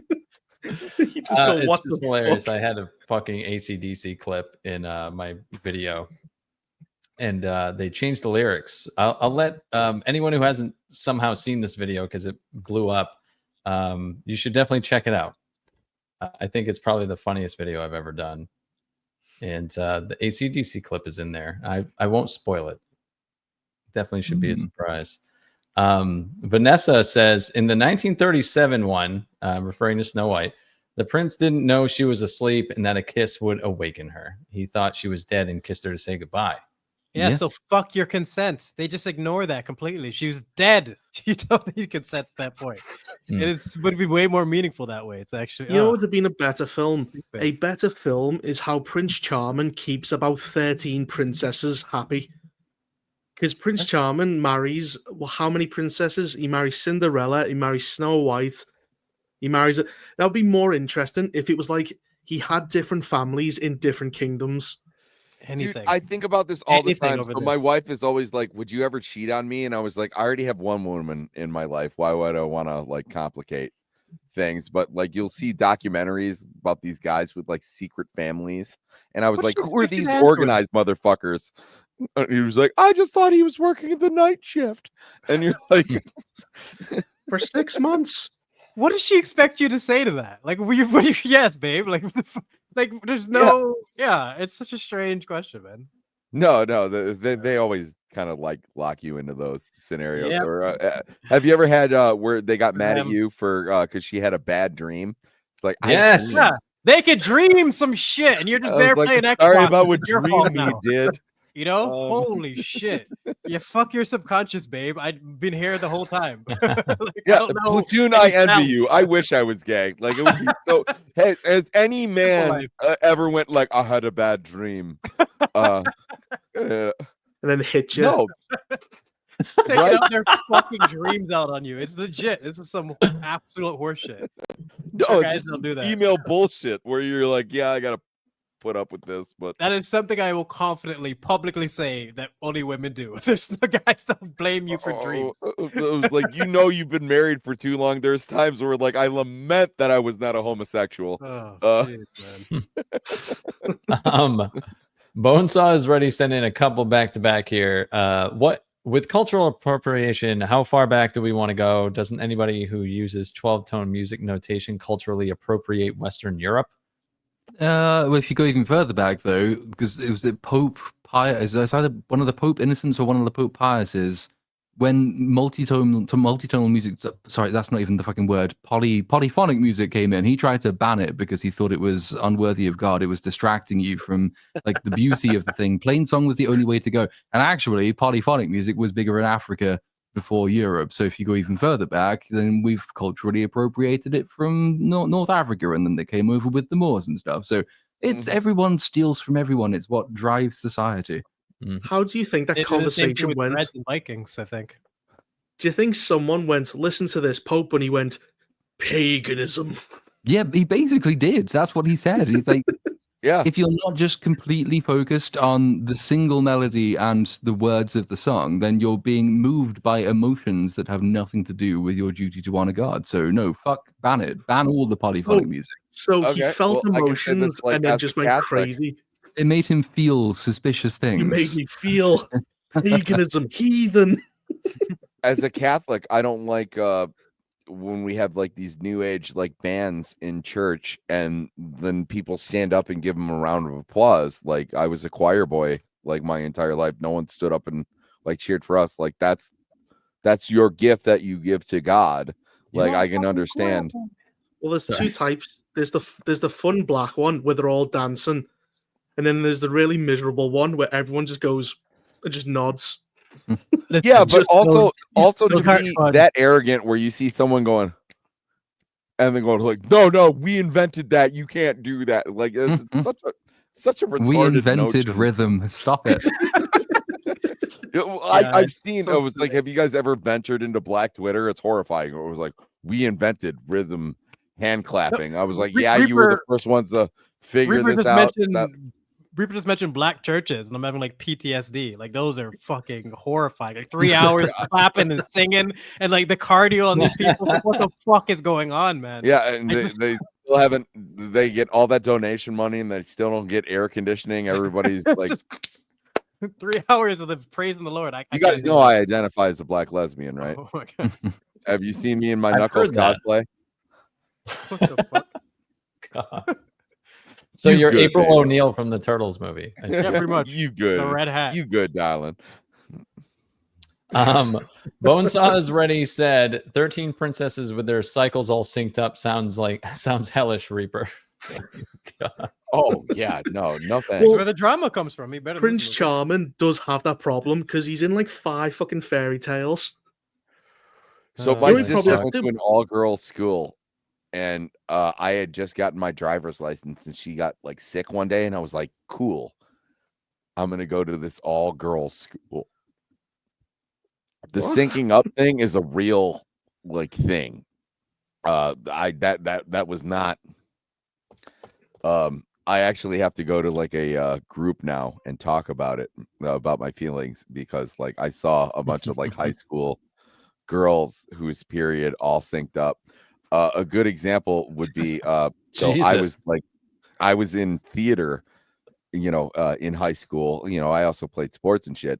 But when I went to go pick up my sister, the girls, they also had plays and stuff. So a lot of the girls who were in my school, because I went to an all boys school, so a lot of the girls who were in the like fall play and spring play, they were doing their own thing, and like they were building their set, and they were all like using power tools, and I came up, and I'll never forget, I was like, it's nice to see girls like doing stuff for a change. And like this girl came up to me, he's like, you misogynist son of a bitch. And I was like, I go to an all guys high school. It's nice to see girls doing anything, is what I was trying to say. I know that you took like the worst of what I was implying, but like that's not what I meant. And she was like, that's fine. That's the best part about like people like that, is like once you take the venom out of the snake, there's really, what do you got? You got a belt. Well, mixed schools aren't any better, because in my school, in my brother's year, a girl sucked off a guy in the middle of class with a coat over her head. So, they're not Definitely sounds as better. precious as you think they are, girls. Some of them are pretty nasty. Hell yeah. One girl. Hell my yeah, year, Jedi Brooks says. Hell yeah. one Not a good girl look. Bring in back to my high school. one girl in my class got spit roasted in the woods. So let's not think Mick girls are these precious things. They're pretty nasty. Oh my god. Where we break out the Okay. story. One So girl, we have one a final girl super in my chat. one girl in my brother's year used to wank people off for cigarettes. Mhm. Every You give high her school had one one of those. cigarette and she jerk you off. Again, I said this before, they're not the nice Snow White creatures they think they are. They're fucking horrible. Christ. So common people That was says my growing up. Jedi Brooks. She was dead. You don't need consent at that point. 2025. Fair. Yeah, that sounds terrible.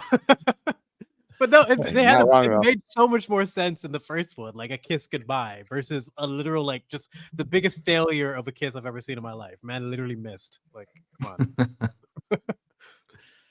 on. That does it for the super chats. So End it on that one. yeah, so we'll end it on that one, and we'll go around the panel and thank everyone here for being here and see what they're up to. Let's start with you, Sammy. You all right? You look like you're about to pass out. No, I just watched Snow White. Oh, right. Yeah. That's true. And actually, 48 minutes in, I had to start it over and watch it again. Yep. No, I'm Sammy 3Feet. You can find me on YouTube. You can find me on Twitter.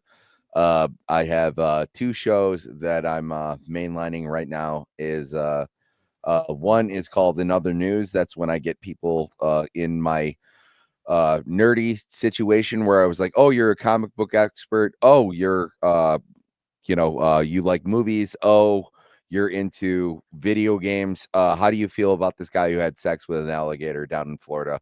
It's a great way to decompress on a Sunday night because we're just going to talk about things that aren't related to the things that we bitch about during the week. And, I like that. I've also started a new show called Cavecast, and I'm taking the best of my ability, an academic approach to the world and lore and history of Batman. So if you're new to comics, or if you're looking for a great place to like jump in, or looking for a starting point, I'm giving you the first episode was Gotham City, the second episode was Bruce Wayne, Batman, the duality of that, characters that reflect that duality. The third one was The Cave and the in Wayne Manor. So like I implore you to join me every Saturday morning. And, sometimes even if you think you already know things, there's things that you might not know because there's 85 years of continuity. So, we're really, really doing our best to be as academic as possible as looking at Batman. And I know it sounds ridiculous, but I think we've gotten a very warm reception and a lot of people have enjoyed it. So I implore you to just hop on in. If not, at least give the channel a like. That's it.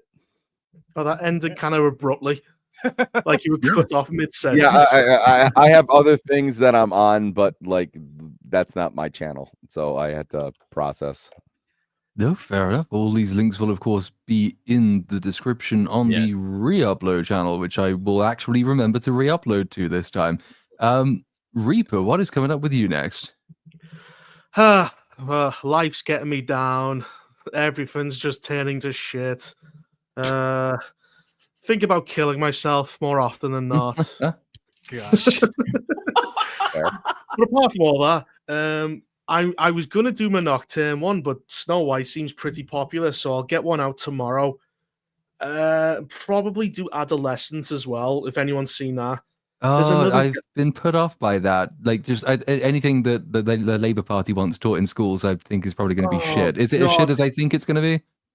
Well, it's pure propaganda. Yeah. It's very, very well made. It's got another person, Stephen Graham, with my accent. So if you really hate me and my voice, you will not like this.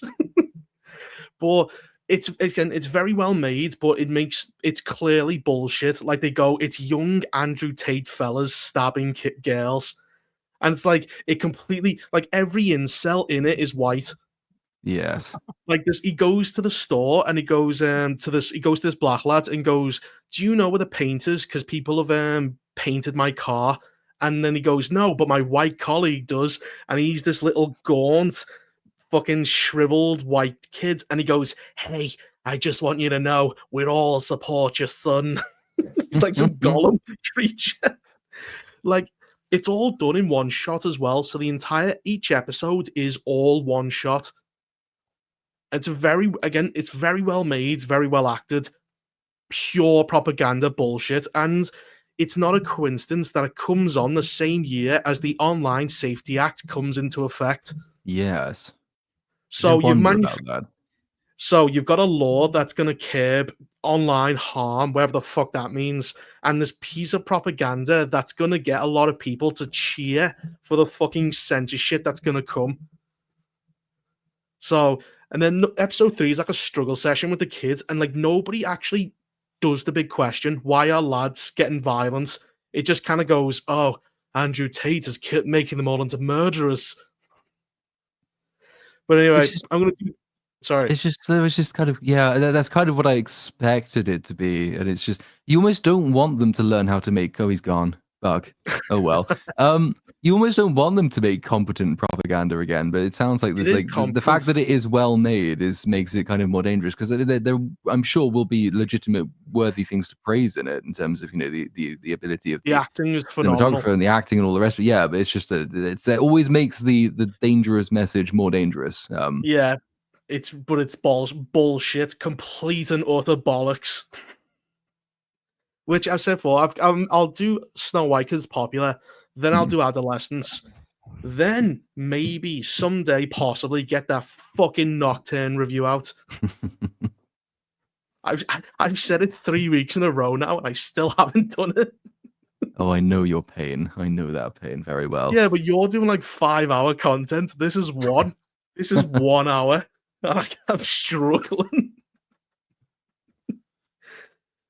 Well, you're like you run marathons. I'm just trying to run around the corner.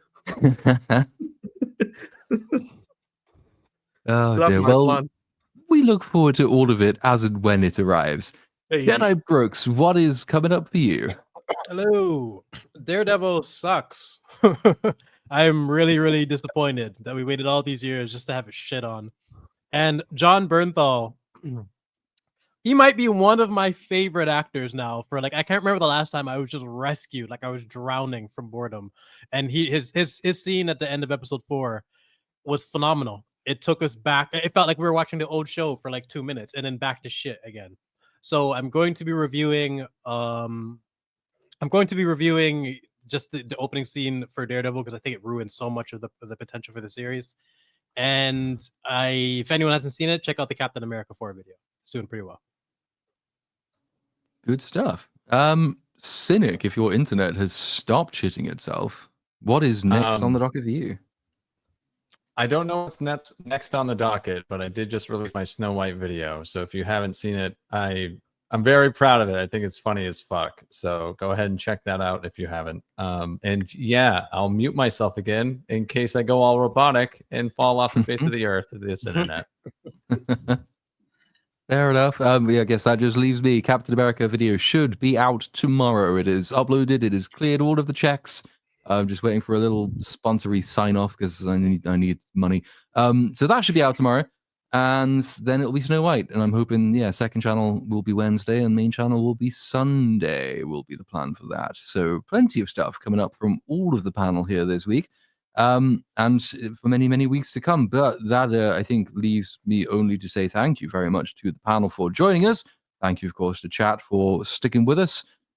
We'll see you next week when more Snow White talk, probably, and maybe something else will be in the news as well. But until then, bye-bye. Fuck you.